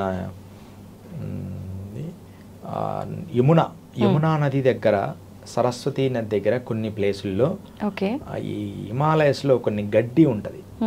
మేమేం చేస్తామంటే ఈ గడ్డిని పెరిగి ఆకలైనప్పుడు దాని బెరడును నములుతూ వెళ్తుంటాం పర్వతం ఎక్కేటం. అది చాలా మంచి ఎనర్జీని ఇస్తుంది, శక్తిగా మారుస్తుంది. తర్వాత ఏమో కొన్ని పుట్టగొడుగులు లాంటివి కొన్ని వస్తాయి, అవి కూడా మేము స్వీకరిస్తాం. అరుదుగా దొరుకుతాయి, బ్లాక్గా ఉండి అది తక్కువగా దొరుకుతాయి. అది కొంచెం బ్లాక్ షేప్ ఉంటుంది అనమాట, పూర్తి బ్లాక్ కాదు, పుట్టగొడుగులు వస్తాయి. అవి ఒక 2-3 తింటేనే మనం జస్ట్ వేడి చేసుకొని చాలా ఎనర్జీ లెవెల్స్ వస్తాయి. అట్లాంటి మూలికలు ఉన్నాయి. తర్వాత ఇంకొక ఇక్కడ మేము మందిరంలో, సంకట హనుమాన్ మందిరంలో కూడా కొన్ని మొక్కలు వేసాం. అప్పుడు మీరు పెంచుకున్నారా? పెంచుకున్నాం, అంటే ప్రత్యేకంగా ఎక్కడో ఉన్నాయి తెచ్చి మేము ఆ జలపాతాల దగ్గర నాటుకున్నాం. అవి కూడా వచ్చాయి. చాలా అక్కడ ఉండే గురువు గారు చాలా సంతోషపడినారు, మీ వల్ల మంచి మొక్కలు తెచ్చావోయ్ అని. ఆ మొక్కలతో మనం రోజు తినేవాడిని. ఎక్కువ అంటే ఇంత ఆహారంకే మన దేహం అంతా సరిపోయే శక్తి వచ్చేది వాటిని తినడం వల్ల. తర్వాత శిలాజిత్తు, కొన్ని అద్భుతమైన ఇవి కూడా డైరెక్ట్గా తీసుకునేవాళ్ళం, తయారు చేసి వేడి కరిగిచ్చి తీసుకునేవాళ్ళం అనమాట. శిలాజిత్తు చాలా ఎనర్జీని ఇస్తుంది, న్యాచురల్ రియల్ శిలాజిత్. అది మా దగ్గర దొరుకుతుంటుంది, అంటే కొంచెం ఉంటుంది. అలా హిమాలయాల్లో అరుదైన మూలికలు చాలా ఉన్నాయమ్మా. హిమాలయాల్లో ఒక గడ్డి ఉంటుంది, ఆ గడ్డిని మనం తీసుకోవడం. తర్వాత సోమలత, నేను చూసిన వరకు, నేను మిగతా సోమలతను కూడా చూసాను. సోమలతను కూడా ఒక సంఘటన జరిగింది. సోమలతను మనం ఎవరు పడితే వాళ్ళని తగలకూడదు. ఫస్ట్ మనకు కనిపించినా దానికి నమస్కారం చేయాలి. వేదములో కూడా దాని విధానం ఉంది. జాత వేదసే సునమ మసోమ మరాతి యతో నిదహాతి వేదః అని. అంటే వేదంకి సంబంధించిన మొక్క కూడా సోమలత ఉంది మన హిమాలయాలు. ఆ మొక్కను కూడా మేము ఒకరోజు, అంటే గురువుగారితో నడుస్తున్నాం, సోమలత కనపడి సోమలత గారి గురుగారు నమస్తే అని చెప్పి ముందు వెళ్ళిపోయారు. గురుగారు నమస్కారం చేసుకొని వచ్చి అన్నాడు. నాకేందంటే మళ్ళా ఏమంటే అది అయింది, కొంచెం అంత కట్ చేసుకుని నోట్లో వేసుకుందామని ఫీలింగ్. గురువుగారేమో అట్లా ఇష్టపడరు, అవసరం లేని ఆ మొక్క మనకి ఎందుకు, కానీ అది చాలా జీవశక్తులు ఇస్తుంది మనకి. అంటే అవసరం లేదు అంటే ఎటువంటి సందర్భాల్లో ఉపయోగపడుతుంది? మన జీవశక్తి కోల్పోయి బాడీ ఎక్కువ కాలం బ్రతకదు, చాలా ఎనర్జీ లెవెల్స్ పోయినాయి అనుకున్నప్పుడు సోమం అమృతం అవుతుంది. దాన్ని జాగ్రత్తగా తీసుకొని మత్తుగా ఉంటది అది. కానీ ఆ ఒక్క పదార్థమే జాగ్రత్తగా చిన్న పదార్థం చేసుకొని తినాలి. కొంతమంది ఏం చేస్తారంటే దాన్ని వేరే పదార్థాలతో మిశ్రమం చేసిస్తారు, అప్పుడు మనం మందు తాగినట్టుగా మత్తు వస్తుంది. అలా తీసుకోకూడదు, డైరెక్ట్ ఏదైనా ప్రసాదంగా అద్దుకొని తీసుకోవాలి. నేను అలా తీసుకొని అలా కట్ చేసి అలా అనే లోపలే నోట్లు వేసుకుందాం అంటే రే అంటనే ఉన్నాడు, నేను నోట్లు వేసేసుకున్నా. అంటే కొంచెం ఎట్లా ఎందుకు దాన్ని భగ్నం చేస్తావు గురుదేవ, మరలా దాన్ని చూడలేను, తగలేను, తిన్నానని నాకు స్పృహ ఉండాలి అని నా మనసులో అనుకున్నా. గురువులాగా మనలాగా ఇప్పుడు గురువులకి, గురుగారు మాకు ఎందుకు దీక్ష లేదు, మాకెందుకు మంత్రం లేదు, అంత డైరెక్ట్గా మేము మాట్లాడలేరు. ఆ మాట నేను లోపల అనుకున్నా. వాళ్ళకి తెలిసిపోతాయా గురుగారు అట్లా అనుకుంటే? అట్లా తెంపుకొని అట్లా అంటున్నాడు గురుగారు, పిచ్చా ఎందుకు అని అంటున్నాడు, నోట్లో వేసేసుకున్నా. ఆయనకి చెప్పాలనుకున్నా ఒక్క మాట చెప్పి మిగతా చెప్పలే, అనుకోకుండా తిన్నా గురుగారు. లోపలేమో ఏమైద్ది ఒకసారే కదా అని లోపల అనుకున్నా, ఆయన చెప్పలేక. అలాంటి గురువుతో మేము పయనించినప్పుడు, ఒక సద్గురువుతో పయనించాం హిమాలయాలు. అప్పుడు ఈ సోమలత చూసాం. చాలా ఫస్ట్ టైం నేను సోమలత చూడడం. అది అందరికీ అరుదుగా కనిపిస్తుంది అనమాట. ఈ మధ్య మేము హిమాలయాలకు వెళ్ళినప్పుడు కూడా కొన్ని మూలికలు తెచ్చాం. చంద్రకాంత మూలికలని ఇంత దుంపలు తెచ్చాం. అవి దేనికి ఉపయోగపడతాయి గురుగారు? చంద్రకాంత మూలికలు వివాహం కాని వాళ్ళకి ఒకటి, తర్వాత ఏమో కళ్యాణం ఏంది కదా, చంద్రుణ్ణి ఎనర్జీలో ఆరోగ్యానికి, అంటే తినడానికి లేదు, పూజలో పెట్టుకోవడానికి. Okay okay. మేము వెళ్తున్నాము తపోవనం వెళ్ళినప్పుడే, తపోవనం వెళ్ళినప్పుడు అక్కడ ఒక జలపాతం వచ్చింది కదా, ఆ జలపాతం ఒకటి వచ్చింది. ఆ జలపాతం దగ్గర ఇక్కడ ఏదో విచిత్రమైనది కనబడుతుంది అనగానే ఇంత దొరికినాయి. ఆ మూలికలన్నీ తీసుకొచ్చా. చంద్రకాంతం అన్నమాట. సేమ్ అలాగే హతజోడి ఉంటది. హతజోడి నేపాల్లో దొరికింది. ఈ తపోవనం వెళ్ళినప్పుడు చంద్రకాంత మూలికలు తెచ్చాం. చంద్రుడి శక్తి గల దుంపలు, అల్లంలాగా ఉంటది అది. అది ఎంత కాలమైనా ఉంటది, ఎండిపోదు. మనం ఇట్లా పక్కన పెట్టిన రీసెంట్ కూడా మన దగ్గర ఉంది, అలాగే ఉంది జీవం. ఎండదు, దాదాపు 1 year ఉంటది. ఆ ఏరు ఎండదనమాట. దాన్ని చంద్రుడి శక్తి వల్ల వచ్చిన మూలిక. వశీకరణానికి ఉపయోగపడుతుందని చెప్తారు పెద్దలు. వశీకరణానికి వాడతారు ఆ మూలికని. నేనైతే పూజలో పెట్టా అంతే, దాన్ని దేనికి వాడను. అయితే గురువు గారు, ఇప్పుడు మామూలుగా మానవులకైతే జననం మరణం ఇలాంటివన్నీ సాధ్యము, ఆయుష్ కూడా ఎప్పుడు పోతుందో ఎప్పుడు ఉంటుందో గ్యారంటీ లేదు. మరి అఘోరాల విషయానికి వస్తే చాలా వరకు ఇలాంటి మంత్రసిద్ధత్వం పొంది ఉంటారు, మూలికల గురించి తెలిసి ఉంటుంది వీళ్ళకు. మరి ఇవన్నీ తెలుసు కాబట్టి దీర్ఘాయుష్ పొందే అవకాశం ఉందా? అంటే కొన్ని ఆహార నియమాలు, కొన్ని పరిస్థితులు జనాలకు కొంచెం బయటికి రాకుండా ఉండడం, ఇవన్నీ కూడా ఆయుష్ని పెంచుతాయి. ఓకే, అంటే ఆహార నియమాలు కూడా ఒక భాగమా? ఆహార నియమాలు మెయిన్. తన ఇంద్రియాలు తన కంట్రోల్లోకి తెచ్చుకోవడం. తర్వాత మన లోపల సుధాధారా సారై చరణ యుగళాంతర విగళితై ప్రపంచం సించంతి పునరపి రసాంనాయమాసః స్వమాత్మానం కృత్వా స్వపశ కులకుండే కుహిరిని అని ఒక శ్లోకం ఉంది. అర్థమేంటి గురువు? సౌందర్యలహరిలో. సుధాధారా సారై, సుధాధార మన లోపల ఒక యాపకాయ కంటే కొంచెం లావుగా ఒక చిన్న బుడిపె ఉంటది బ్రెయిన్ లో. యోగము ద్వారా 3 భాగాలుగా అది కరుగుతుంటది. 3వ భాగము కరిగేంత వరకు యోగ సాధనలో నిలబడితే ఖచ్చితంగా వారికి ఎన్ని సంవత్సరాలైనా బతికి శక్తి వస్తుంది. కానీ వాళ్ళకి ఆ శక్తి వచ్చినప్పటికీ దేహాన్ని వదిలిపెట్టి కొత్త విషయాలు తెలుసుకునే విషయాలు కూడా తెలుస్తాయి కాబట్టి దేహం వదిలేస్తారు. అంటే నెక్స్ట్ జనరేషన్ లో నేను పుట్టి ఈ పని చెయ్యాలి కదా అని తెలుసుకొని దేహం వదిలేస్తారు తెలిసి. అలా చాలా మంది గురువులు చేస్తున్నారు. కానీ కొంతమంది ఈ సాంప్రదాయంలో నాగులు, అఘోరాలు ఆ స్థాయి వెళ్ళి కేచరిని సాధించి, వజ్రేలిలో సాధించి, కుండలిని జాగృతపరిచి అమృతధారని పొందితే, ఆ సుధాధారణ పొందితే ఇక వారు నెక్స్ట్ జన్మల పరంపరలను కూడా క్షణములో కాల్చేస్తారు. దాన్నే తారము అంటారు. అందుకని కాశీలో మరణిస్తే, తారం అంటే కాశీలో మరణిస్తే మోక్షం అని ఎందుకంటారంటే, ఇన్ని పాపాలన్నీ చేసి అక్కడే చావాలనుకుంటారు. ఎన్ని పాపాలు చేసినా కాశీలో మరణిస్తే అంటారు కదా. ఎందుకంటే కాశీలో 40 సెకండ్ల నుంచి 1 minute అమ్మ కంప్లీట్ గా జన్మల్లో చేసిన కర్మలన్నీ ఆ 40 నిమిషాల్లో, ఆ 1 day 2 days లోనే కర్మ పోగొడతాడు ఈశ్వరుడు మరణించే ముందు. అంటే అన్ని మనకు రిపీట్ అవుతాయి, మన CD రిపీట్ గాను. ఓన్లీ 1 hour లోనే. అది ఒక నియమం పెట్టారు. అందుకనే అందరూ ఇక ఆ ప్లేస్కి వెళ్తారు. అందుకని అది ఒక అద్భుతమైన చట్టం. అందుకని కాశీ ఆనందానికే కాదు, కర్మలను దగ్ధం చేసేది కొంచెం కఠినమైనది కూడా కాశీ. చెప్పడానికి సులభంగా ఉన్న ప్రేమతత్వం ఉంటది, కఠినత్వము కూడా ఉంది. నీ కర్మను దగ్ధం చేస్తాడు ఈశ్వరుడు. అందుకనే శవాలు కాలుస్తా ఉంటారు. ఆ కాల్చేటప్పుడు దాని ఎదురుగు చూసుకొని తపస్సు చేస్తూ ఉంటారు. వాళ్ళల్లో మంచి సోల్స్, యవ్వనంగా ఉన్న వాటిని అఘోరాలు వాడతారు. యవ్వనంగా ఉండి మంచిగా అనుకోకుండా పోయారంటే వాళ్ళలో ఉన్న దివ్య శక్తిని లోకహితం వాడడానికి వాటిలలో కొన్ని తంత్ర ప్రయోగాలు చేస్తారు. ఏది ఏమైనప్పటికీ లోకహితము చేయడం అనేది శ్రేయస్కరం. ఎక్కువ వాళ్ళు లోకహితానికే వాడతారు. లోకహితం చేయలేదనుకో వాడి కర్మను వాడు బాధ్యుడవుతాడు. ఇది అనమాట అఘోరాలలో ఉన్న రహస్యం. ఓకే. అయితే స్వామీజీ, ఇప్పుడు మీరు అన్నారు వాళ్ళు లోకహితం కోసం చనిపోయిన శవాలను తీసుకెళ్ళిపోయి వాళ్ళు చేస్తూ ఉంటారు దానికి సంబంధించిన కార్యక్రమాలు. ఆ ప్రాసెస్ జరిగేటప్పుడు వాళ్ళు ఆ మాంసాన్ని కూడా తింటారు అని చెప్పి వింటాం. అది ఎంతవరకు నిజం? 100% అబద్ధం. అబద్ధం. 100% అబద్ధం. ఓకే. ఇది క్రియేట్ చేశారు. కానీ వాళ్ళకి బ్రహ్మ పదార్థం అయింది. ఇప్పుడు కోడి చనిపోయింది, కుక్క చనిపోయింది, చనిపోయిన తర్వాత అది స్కెల్టనే కదా. మనం సంఘంలో ఉన్నాం కాబట్టి అలా అనుకుంటున్నాం, స్కెల్టన్ అయిపోయింది కదా.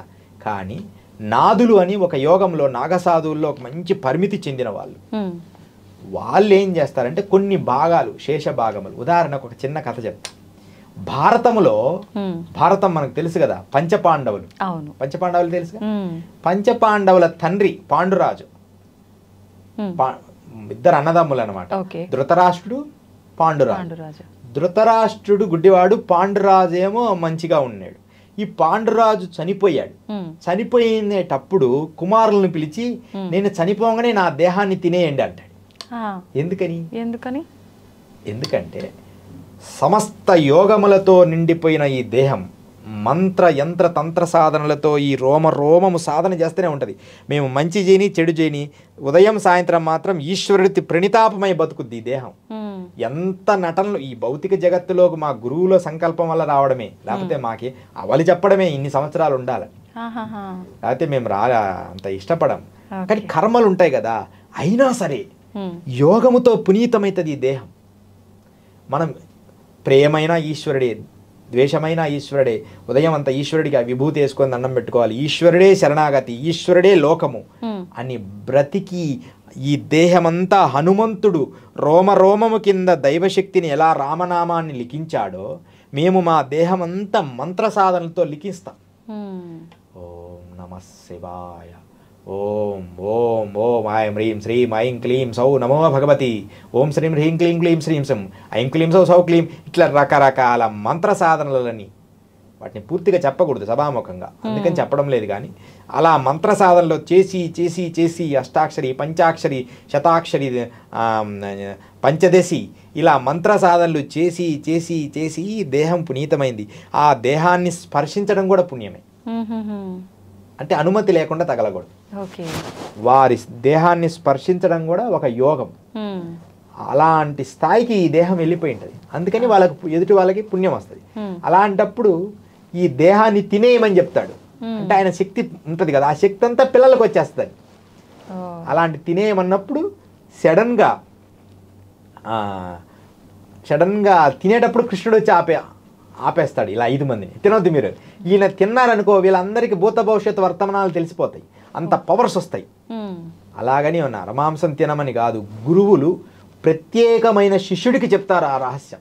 ఇప్పుడు అఘోర సాంప్రదాయం ఉంది కదా, అఘోర సాంప్రదాయంలో చివరి పీఠాధిపతిని పిలిచి గురువు గారి చిటికనేలను మాత్రం ఇచ్చేస్తారు వాళ్ళకి తినేమని. ఇది సీక్రెట్, ఎప్పుడు చెప్పని ఈ రహస్యాన్ని మీరు వినండి. ఎవ్వరు ఏ అఘోరులు ఇంత లోతుగా చెప్పి ఉండరు. గురువులు అంటే చివరి ఆ పీఠాధిపతికి ఇస్తారు, అందరిని తినండి అని మాంసం తిననియరు. అది కూడా ఒక ప్రత్యేకమైన పూజ చేసి ఒక పాత్ర చేసి గురువు చిటికనేలు భాగాన్ని తీసి దాన్ని ఒక పదార్థంగా చేసి ఇస్తారు శిష్యుడికి. ఎందుకంటే నా తదనంతరము నీవే అధిరోహించు ఈ పీఠాన్ని అని దాన్ని స్వీకరిస్తాడు. మన భారతంలో ఉంది కదా, ఆ లోపల బొటినేలు కొరికాడు, ఎమ్మడే భూత భవిష్యత్తు వర్తమానాలు తెలిసిపోయినాయి సహదేవుడికి. అకులకి తెలిసిపోగానే కృష్ణుడు ఎవరికైనా చెప్పావా నువ్వు తప్పాగాక అన్నాడు. అంత పవర్ ఉంటుంది ఈ గురువులది. అలా గురువుతో అంత సమర్పణాభావం ఉన్నప్పుడు ఇంకెన్ని పవర్స్ వస్తుంటాయి. అలా గురువు వాడి ప్రథమ శిష్యుడికి మాత్రమే ఈ విద్యలన్నీ మనకు అందిస్తాడు తప్ప ఎవరికి పడితే వాడికి అందించడు తినమని. అసలు మాంసం నరమాంసం తినేది లేనే లేదు. కానీ దేహం వదిలిన తర్వాత కోడైనా ఈ మధ్య చూడు కోళ్ళు తీయడము, మనిషి మాంసం తీసి చూపించడం అబద్ధం. అఘోరాలు, నిజమైన అఘోరాలు అలా చేయరు. డబ్బు కోసము ఇలా షూటింగ్లు అలా చేస్తుంటారు వాళ్ళు. అంటే అవి చేయడము కాశీలో కొంతమంది అట్లా చేపిస్తుంటారు. అలా చేయకూడదమ్మా. సాంప్రదాయబద్ధంగా శేషభాగములని ఇప్పుడు చెప్పాను కదా, శేషభాగములని ఏదో భాగములో విద్య నేర్పినప్పుడు, మంత్రశాస్త్రము నేర్పినప్పుడు ఒక భాగంలో చేస్తారేమో కానీ అలా ఎప్పుడు తినరు. అదే అనమాట అఘోర ఈ అలా కూడా. తర్వాత ఇంకొకటి కూడా ఇస్తారు, ఇది కూడా మీకు తెలియాలి. ఓకే, అఘోరం గురించి పూర్తిగా తెలియాలి మీకు, అందుకని చెప్తాను. కపాలము, చివరి కపాలం తర్వాత కొంతమందిని గురువు దేహం అయిన తర్వాత వారి కపాలం కూడా శిష్యుడికి ఇచ్చేస్తారు. అలా 4 తరాల నుంచి 5 తరాల నుంచి వచ్చిన కపాలాలు వాళ్ళ పూజా మందిరంలో పెట్టుకుంటారు. గురువులై మాత్రమే. తన గురువు నా పరంపర నా స్కెల్టెన్ వాళ్ళకి ఇచ్చేస్తాడు, మిగతాదంతా కాల్ చేస్తారు, నదిలో పడేస్తారు. స్కెల్టెన్ కాలినాక దాని వరకు తీసేస్తారు, మిగతాదంతా బస్ అట్లా అనమాట. ఇది అఘోర సాంప్రదాయంలో సీక్రెట్స్ అనమాట. అదే అందరు తింటారు, అందరు మాంసం తింటారు అంటే అది అబద్ధం. అది ఆల్కహాల్ అయితే ఉంది, అఘోరులకి ఆల్కహాయిల్ అనేది. ఎందుకంటే కాలభైరవుడికి ఇష్టం కదా. ఇప్పుడు మనం ఉజ్జయిని మీరు వెళ్ళండి, సీసాలు కాలభైరవుడు నోట్లో పోస్తారు. అలాగని ఇది సభాముఖంగా అందరూ మీరు చేయండి అని అలా అనకూడదు. వారి లక్షణాలు. భైరవోపాసన చేసేవాడు తీర్థమలాగైనా తీసుకోవాలి. ఓకే, కాలభైరవుడికి మరి ఉజ్జయిని వెళ్ళినప్పుడు చూడండి, కాలభైరవుడికి లోపల పోస్తారు, సగభాగం తీస్తారు, దాన్ని ప్రజలకు ఇస్తారు, వాళ్ళు తలా కొంచెం తీర్థం వేసుకుంటారు. ఇప్పుడు తారా ఉపాసన ఉంది, ఇంక కొన్ని విషయాలు ఉన్నాయి. నేను ఇప్పుడు మాంక్స్ ఉంటారు, బౌద్ధ మతానికి సంబంధించిన వాళ్ళు, వాళ్ళ గురించి వీళ్ళని చెప్పను కానీ వాళ్ళు కూడా తారా ఉపాసన చేస్తారు. ఖచ్చితంగా ఒక చిన్న ఎడమ చేతిలో ఒక చుక్కేస్తారు, అది తీసుకుంటారు. అదొక సాంప్రదాయం అంతే. ఆ పర్మిషన్ ఉంది, అఘోరులకు ఉంది. ఇప్పుడు గంజాయి కూడా తీసుకుంటూ ఉంటారు అఘోరాలు, ఎప్పుడు ఆ మత్తులో తూగుతుంటారు అని చెప్తుంటారు. మత్తులో తూగడం వాళ్ళ ఉద్దేశం కాదు. గంజాయి స్వీకరిస్తారు కానీ శుద్ధము చేసి రోజుకు పూజకు ముందు అది చేస్తే అది కూర్చుంటే ఏ థాట్ రిలీజ్ చేస్తాడో అదే థాట్లో బ్రెయిన్ ఆగిపోయి ఉంటుంది. ఇప్పుడు ఓం నమ శివాయ ఆ గంజాయి తీసుకొని నమ శివాయ దానికి అలవాటు చేసామనుకో, ఇంకా వాళ్ళ థాట్ వేరే దానికి పోదని గంజాయి స్వీకరిస్తారు. బట్ అదని కాదు, ఈశ్వరుడు కూడా స్వీకరించాడని, ఈ గంజాయి వల్ల కొంత మేలు జరుగుద్ది అని, ఇంద్రియాలు కంట్రోల్కి వస్తాయమ్మా. అసలు సీక్రెట్ ఏంటంటే గంజాయి తీసుకోవడం వల్ల కోరికలు తగ్గుతాయి. కోరికలకు పనికి రాకుండా పోతాడనమాట. అందుకని గంజాయి స్వీకరిస్తారు. ఓకే, అసలు ఎక్కడ దొరుకుతుంది గురుగారు అఘోరాలకి గంజాయి? ఎందుకు దొరకదమ్మా, ఇప్పుడు ఇక్కడ బ్యాన్ చేశారు కానీ మేము మొన్న ఇక్కడికి వెళ్ళాము, తపోవనం అమ్మ, హిమాలయాల్లో అతి ఎత్తు ప్లేస్లో ఉండే ప్లేస్కి వెళ్ళాను. వెళ్ళినప్పుడు ఇటుపక్కంతా పొలం కుప్పలుగా గంజాయి ఉంది. అదంతా కట్ చేసి కాల్ చేస్తున్నారు నేను కుటీరంలో ఉంటే. అలా అంత దొరుకుద్దమ్మా. మనం హిమాలయస్కి వెళ్తే జమ్మూ కానీ, మేము జమ్మూలో ఒకసారి వెళ్తుంటే ఒక సాధు అంతా తన దిండులో పెట్టుకున్నాడు. అఘోరాల్ని ఉత్తరప్రదేశ్లో ఏమనరమ్మా, సాధువుల్ని కానీ గంజాయి అంటే ఎక్కువ మొత్తం అంత దొరికితే ఏమనరు, అదొక వాళ్ళ అలవాటు. ఇక్కడ మనకు అది మనిషిని నాశనం చేస్తాం. యువతని వాళ్ళు చేశారని యువత తాగుతుంటారు, వాళ్ళ జీవితాలు పాడైపోతాయి.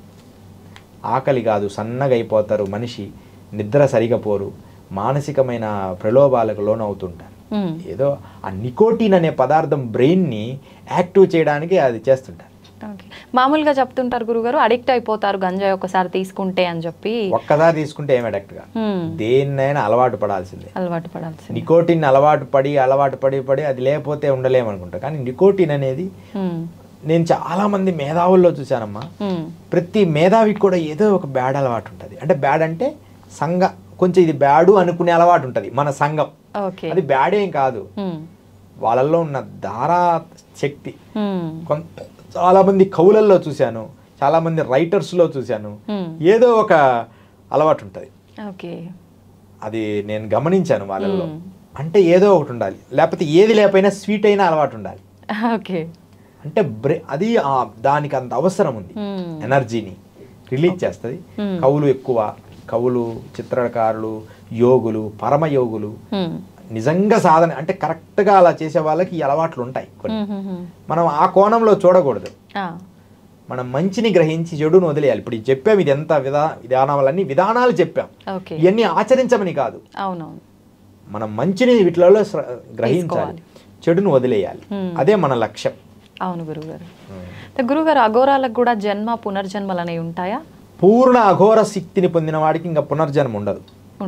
వాళ్ళ చేతుల్లో ఉంటుంది మరణం. అయితే కొన్ని మంచి కర్మలు చేసి సత్కర్మలు చేసి మరణిస్తారు కదా, అలా మరణించిన వారికి పునర్జన్మలో ఉంటారు. కానీ వాళ్ళు తప్పులు ఎక్కువ చేశారనుకో, కోడి కుక్కగా అట్లా పుడుతుంటారు. కానీ అవి బొమ్మలు వేయడం, వాళ్ళు కొంచెం భౌతికంగా నటన చేయడం, బకెట్ తీసుకురామంటే బకెట్ తీసుకురావడం, కుక్కలు తెస్తుంటాయి. అవి పూర్వజన్మల మనుషులే. అందుకని ఈ మనుషులే భావజాలాలు తొందరగా వస్తాయి వాటికి. మన పురాణాల్లో ఉన్నాయి. ఆ పునర్జన్మ ఉందని గాంధీ తాత టైంలో ఒక ఆమె లక్ష్మి అని ఒక ఆవిడ, లక్ష్మీబాయి ఒక ఆవిడ, నాది బృందావనం అని చెప్తే ప్రూవ్ అయిపోయింది. అంటే న్యూస్ లో కూడా వచ్చేసింది అప్పుడు ఆ కాలంలోనే. ఆమె పోయి నేను నా కొడుకు, వాళ్ళు ముసలోళ్ళు అయిపోయారు, ఇదిగో ఇక్కడ ఒక ఆరా ఉంది, ఇక్కడ లోపల ఒక బాక్స్ ఉంది అన్ని చెప్పింది ఆవిడ, చిన్న పాపై. వాళ్ళు కూడా ఒప్పుకున్నారు ఏమో మా అమ్మే అని. కొన్ని 2-3 పాయింట్లు పక్కన ఉన్న ఫ్రెండ్ గురించి ఏదో తప్పు చెప్పింది తప్ప మిగతా అంటే ఆ జన్మ గుర్తు పెట్టుకొని చెప్పడమే కష్టం. అట్లా పునర్జన్మ అనేది ఉంది. జన్మలు మన భారతీయ సనాతన ధర్మంలో ఖచ్చితంగా ఉన్నాయి. అదే మనం ప్రూవ్ చేయొచ్చు చాలా వరకు. అయితే స్వామీజీ, అఘోరాలు అనగానే ఎక్కువ మనకు సమాజానికి దూరంగానే ఉంటుంటారు. వాళ్ళు చేసే కార్యక్రమాల వల్ల అసలు సమాజానికి మంచి జరుగుతుందా, చెడు జరుగుతుందా, అసలు దేనికోసం వీళ్ళు తపస్సు చేస్తున్నారు అనే ఆలోచన చాలా మందిలో ఉంటుంది. అసలు అఘోరాలు నిజంగా చెడు చేస్తుంటారా గురుజీ? అసలు ఎప్పుడు ఏ చెడు చేయరమ్మా. ఒకవేళ చెయ్యాలి అంటే ఘోరము అంటే చాలా క్రిటికల్ అని అర్థం. ఘోరము కానిదని క్రిటికల్ అని, చాలా భయంకరమైనది ఘోరము కానిదని అర్థం. దాని అర్థం డెఫినేషన్. భయంకరం అంటేనే ఘోరాలు అట్లా ఘోరాలు. ఘోరము అంటే కఠినమైనది, అఘోరము అంటే కఠినమైనది, మనకు అందనిది, మన మానవ మాత్రులకు అందనిది అర్థం. తర్వాత సమాజానికి ఎప్పుడు చెడు చేయరమ్మా. సమాజానికి చెడు చేసే వాళ్ళని తుదముట్టిస్తారు. వీళ్ళు సమాజం వీళ్ళ వల్ల నష్టం జరుగుతుంది అనుకుంటే వాళ్ళని సంకల్పిస్తారు, వీడు అడ్డు లేకుండా పోవాలి. ఒకవేళ అంటే ఇప్పుడు అట్లాంటి వాళ్ళని అడ్డు తొలగిస్తారు, ఓకే స్వామీజీ. అసలు ఎలాంటి చెడు జరుగుతుంది అట్లాంటి వాళ్ళ వల్ల సమాజానికి? ఎవరు ఇప్పుడు వాళ్ళు చేసే తప్పుల ఎక్కువ మందిని హింసించడం, మెయిన్ స్త్రీలని హింసించడం. అఘోరాలు స్త్రీలని హింసించే వాళ్ళని ఎమ్మడే పసిగడతారు. ప్రేమ భావంతో ఎలా ఉన్నా పర్వాలే, వాళ్ళని చంపడం, విపరీతంగా గోవుల్ని చంపడం, వాడి వాళ్ళ ఆరారు చూస్తారు అఘోరాలు. నిజమైన పవర్ఫుల్ అఘోరి వాళ్ళ ఆరాని ఇలా చూస్తాడు, చూసి వీడు ఎమ్మడే పసిగడతాడు. పసిగట్టే చల్ అంటాడు. కొంతమంది ఆవు ఆవు అంటాడు. ఇప్పుడు మేము ఇక్కడ వెళ్తే మా గురువులు ఆవు మహారాజీ ఆవు ఆవు పెట్టో చాయ్ పియండు, ఇంకోటి చల్ అంటారు. వాడు కొంచెం చిన్న తప్పులు ఎక్కువ చేయని వాళ్ళకి మహారాజ్ అని దండం పెట్టడానికి వస్తుంటారు. మరీ తప్పులు చేసిన వాడిని, అంటే వాడి వల్ల ఇంకా లోకం నష్టం జరుగుద్ది అనుకుంటే నాగసాధువులు అటాక్ చేస్తారు. అఘోరాలు ఏం చేయరు. నాగసాధువులకు కనిపిస్తే నాగసాధువులు వీడి చెడ్డోడు, వీడి వల్ల వీడు మారణాయుధము అని వాళ్ళకి భగవంతుడు వాళ్ళకి చెప్పాలి. అప్పుడు చేసేది వాళ్ళని వాళ్ళ శక్తితో చేస్తారని మనం వింటున్నాం కొన్నిటిల్లో. అయితే ఇప్పుడు మామూలు మానవ మాతృలకైతే పాపపుణ్యాల చిట్టా అనేది భగవంతుడు ఖచ్చితంగా దానికి పనిష్మెంట్ ఇస్తాడు అంటారు. మరి అఘోరాగా ఉండి ఇట్లా చెడు చేసిన వాళ్ళకి కూడా పాపపుణ్యాల ఎఫెక్ట్ అనేది ఉంటుందా గురుజీ? అఘోరాగా ఉండి చెడు చేసినా సరే ఎప్పుడైనా చెడు చెడే, చెడుకు శిక్ష తప్పదు. కానీ వాడు చేసింది లోకహితము అయితే మాత్రం ఏం కాదు. లోకహితము కావాలి. ఇప్పుడు ఉదాహరణకి డాక్టరు ఎగ్జామ్ రాసిన తర్వాత డాక్టర్ ఆపరేషన్ థియేటర్లో ఎన్నో బాడీస్ని కోస్తాడు. అవును. దానికి ముందు సైన్స్లో కప్పల్ని కోస్తారు, అంటే ముందు జీవరాశుల్ని కోస్తారు. ఈ కప్పల్ని ఎంత సజీవంగా కోస్తారు తెలుసా? బతికున్న కప్పల్ని. అవునవును. లేకపోతే వాళ్ళు కరెక్ట్గా దాన్ని తీరి చేయలేరు. ఎలా చేస్తారంటే ఉప్పు నీళ్ళలో పడేస్తారు కప్పలన్నీ, బతికున్న వాటిని. మరి ఎన్ని తప్పంటే ఎట్లా? వాడు లక్షల మంది కాపాడడానికి ట్రైనింగ్ అవుతున్నాడు. ఆ కప్పలు ఎమ్మడే కొద్దిసేపటికి స్పృహ కోల్పోతాయి, అంటే ప్రాణం పోతుంది, కానీ లోపల ఉన్న జీవరాశులన్నీ నీట్గా ఉంటాయి, ఆర్గాన్స్. మళ్ళీ వాడు అలా తిప్పి కప్పని వెనక్కి తిప్పి కోస్తే తెల్లగా వస్తుంది, వెన్నపూసలాగా. దాన్ని తీస్తాడు, ఒక్కొక్క పాయింట్ లివర్ అన్ని సెట్ చేస్తాడు. మనిషి బాడీని కూడా అలా తీస్తాడు. ఇది గుండ, ఇది లివర్, ఎన్ని కోస్తాడు మనుషుల్ని. మరి అది దోషం అంటే ఎట్లా? వాడు సంఘానికి మేలు చేయడానికి చేస్తున్నాడు. ఆ గౌరీలు కూడా అంతే. సంఘానికి మేలు చేయాలన్నప్పుడు కొన్నిటిని సంహరించాలి. కొంతమందిని సంహరిస్తే వాటిని ఇప్పుడు బాడీస్ కావాలి కదా, వాటిని సంబంధించి వాటి పూజలు చేస్తారు, కొంతమంది వాటి మీద పూజ చేస్తారు, అది సంఘానికి మేలు జరిగేటట్టు చేస్తారు. అంతేగాని వాడు తప్పు. ఇప్పుడు డాక్టర్ గారు ఆపరేషన్ థియేటర్ తీసుకెళ్ళాడు, ఒక వ్యక్తిని బతికించాలి అనుకున్నాడు, హార్ట్ ఓపెన్ చేశాడు, చేయగానే వాడు చనిపోయాడు. చనిపోగానే సారీ అంటాడు, వీళ్ళు ఏడుస్తారు అంతే తప్ప ఆయన డాక్టర్ మీద కేసు వేయరు కదా. నువ్వు తప్పు నిజంగా ఇదైతే శాస్త్రీయంగా ఇతను చంపినట్టే, లేకపోతే ఇంకొంతసేపు ఎక్కువ ఉండేవాడు, ఇంకొక 10 రోజులు బతికేవాడిని. ఈయన ముందు తీసుకెళ్ళి వీడు బాగు చేయాలనే ఉద్దేశం కోసం చేశాడు, అది దోషం కాదు. ఇక్కడ పాయింట్ బాగా గమనించండి, బాగు చెయ్యాలి, వాని జీవితం మంచి చెయ్యాలి అనుకునే సంకల్పములో చెడు జరిగితే అది చెడు కాదు, అది చిట్టానే. కానీ అదే పనిగా ఈ మధ్య కరోనా టైంలో మనం చూసాం, అదే పనిగా లక్షలు వసూలు చేసి మనుషుల్ని పిప్పి పిండినట్టు కొన్ని హాస్పిటల్ చేశాయి, కొన్ని పరిస్థితులు చేశాయి, ఎంత దారుణమైన స్థితికి చేశాయమ్మా కొన్ని. పాపం ప్రజలు నాకు తెలిసి బీద వాళ్ళు బంకులు పెట్టుకుని అమ్ముకొని లక్షలు 10 లక్షలు వాళ్ళ జీవితం అంతా కష్టపడి ఒక 15 లక్షలు సంపాదించుకొని ఉంటారు, ఏది బజ్జీలు బోండాలు అమ్ముకొని.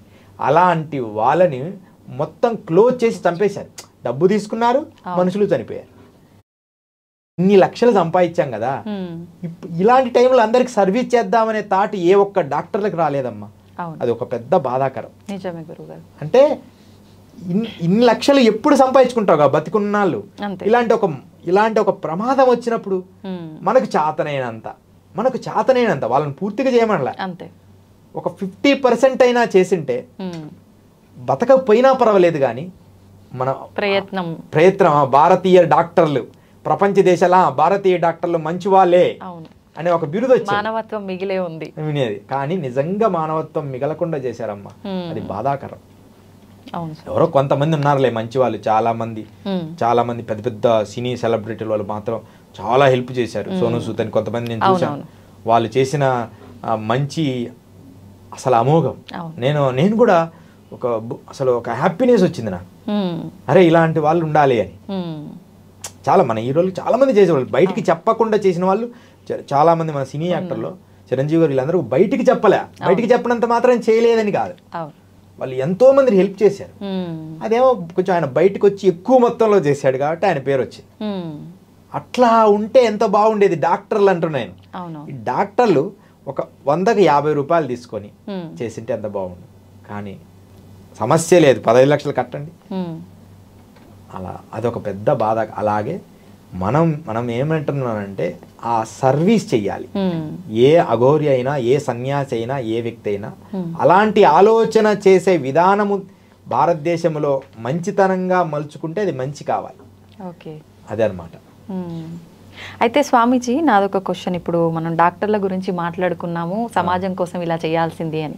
ఇప్పుడు అఘోరాలు ఎప్పుడు దేవునికి దగ్గరలో వాళ్ళు చేసే ధ్యానం రూపంలో భగవంతునితో అంటే సాన్నిహిత్యంగా ఉంటారు అని వింటుంటాం కదా, మరి ఇలాంటి ప్రళయాలు వచ్చినప్పుడు ఆపే ప్రయత్నం ఎందుకు చేయరు? పుట్టుక అంటే మరణము ఉంటుంది ప్రతి మనిషికి. ఇప్పుడు ఉదాహరణకి ఒక చెట్టు కాయ వచ్చింది, పువ్వు వచ్చింది, పుష్పం తర్వాత బ్లూమ్, పుష్పం వికసించిన కాయ అవుతుంది, కాయ అయిన తర్వాత అది పండుద్ది, తర్వాత రాలిపోతుంది. నేచర్లో కూడా ఈ నేచర్ కూడా ఒక్కొక్క స్థాయి పెరిగిన తర్వాత ఎకనామిక్స్లో ఒక సూత్రం ఉంటుంది, పెరుగుట విరుగుట కొరకే అని. నువ్వు ఒకనొక స్థాయిలో, తీవ్ర స్థాయిలో ఏ అడ్మినిస్ట్రేషన్ అయినా సరే ఒక పీక్ లెవెల్కి వెళ్తుందంటే పడిపోతుంది. దాన్ని బ్యాలెన్స్ చేసుకొని ఆపుకోవడం మంచిది. ఈ మనుషులు ఎట్లుంటారంటే అమ్మ, మనుషులే కాదు మనుషుల బుద్ధే కదా, ఒకటి వచ్చిందంటే పీక్ లెవెల్కి వెళ్ళిపోతారు. ఇప్పుడు సాఫ్ట్వేర్ పీక్ లెవెల్కి వెళ్ళిపోయింది, ఇప్పుడు పడిపోతుంది, మళ్ళీ కొత్తది తయారవుతుంది, అంటే కొత్త సిస్టమ్. ఇప్పుడు ఈరోజు చెప్తున్నామ్మా, ఒక 4-5 ఇయర్స్ తర్వాత రోబో సిస్టమ్ కంప్లీట్గా భారతదేశాన్ని వెళ్తుంది. ఓన్లీ 5 ఇయర్స్లో. ఈ 5 ఇయర్స్లో ఎంత ఇప్పుడే చెప్పాను కదా, అంటే రోబో సిస్టమే కంప్లీట్గా. ఇప్పుడు ఈ కెమెరా ఆన్ చేయాలి, ఒక రోబోని అక్కడ పెట్టేస్తారు, ఇక మనిషి అవసరం లేదు. అప్పుడు చాలా ఇబ్బందులు వస్తాయేమో కదా గురువుగారు. కొత్తది మళ్ళీ దానికి సంబంధించి ఇప్పుడు ఆ రోబోలు కూడా బ్యాటరీలు పెట్టాలి, ఆ రోబోలు కూడా బిగియాలి కదా మనుషులు, అంటే వేరే సిస్టమ్ తయారవుతుంది. దానికి సంబంధించిన మనుషులు ఇంకొక రకంగా ట్యూన్ చేసుకుంటారు అంతే తప్ప మనుషుల్లో ఉన్న శ్రమని పని ఒత్తిడి తగ్గుతుంది, పని ఒత్తిడి తగ్గుతుంది, పిండి కలపడానికి అన్నిటికీ రోబోనే. రోబోలు ప్రత్యేకంగా స్కూల్లో టీచింగ్ రోబోనే, ఇంకా అది తప్పు చెప్పదు, ఆ టీచింగ్ స్లోగా చెప్పుకుంటూ వెళ్ళిపోతుంది, అది ఇంకా దాంట్లో డిజైన్ అయిపోయి ఉంటుంది. ఇక టీచర్ ఓన్లీ గైడ్ చేస్తారు అంతే. ఇలాంటి టెక్నాలజీ అనేది ప్రతి 10 సంవత్సరాలకు ఒకసారి ఈ ప్రకృతి మారుతూ ఉంటుంది. అలాంటి మారుతున్న క్రమములో కొన్ని మంచి కొన్ని చెడు అనేది సహజంగా జరుగుతాయి. ఇప్పుడు అణుబాంబులు మనకు అవసరం లేదు, కాయినా వాటిని సృష్టించారు. కానీ యాక్చువల్లీ అణుబాంబులు మనకు అవసరమే లేదు. కానీ ఒక్కొక్కసారి ఉల్కలని, ఆకాశం నుంచి ఉల్కలు భూమి మీద పడే ప్రమాదాలు ఉన్నాయి. ఆ ఉల్కలను పేల్చాలంటే ఇలాంటి అణుబాంబునే మనం రాకెట్ ద్వారా ఆ ఉల్కలను పేల్చాలి. అది చిన్న చిన్న ముక్కలు అయిపోతే అంత ప్రమాదం ఉండదు కదా. ఒక పెద్ద బిల్డింగ్ల, ఒక 100 బిల్డింగ్ల అంత ఉల్కా భూమి మీదకి వస్తుంది. ఆ ఉల్కాను మనం బ్లాస్ట్ చేయాలి. అది అణుబాంబును ప్రయోగిస్తే అది బ్లాస్ట్ అవుతుంది.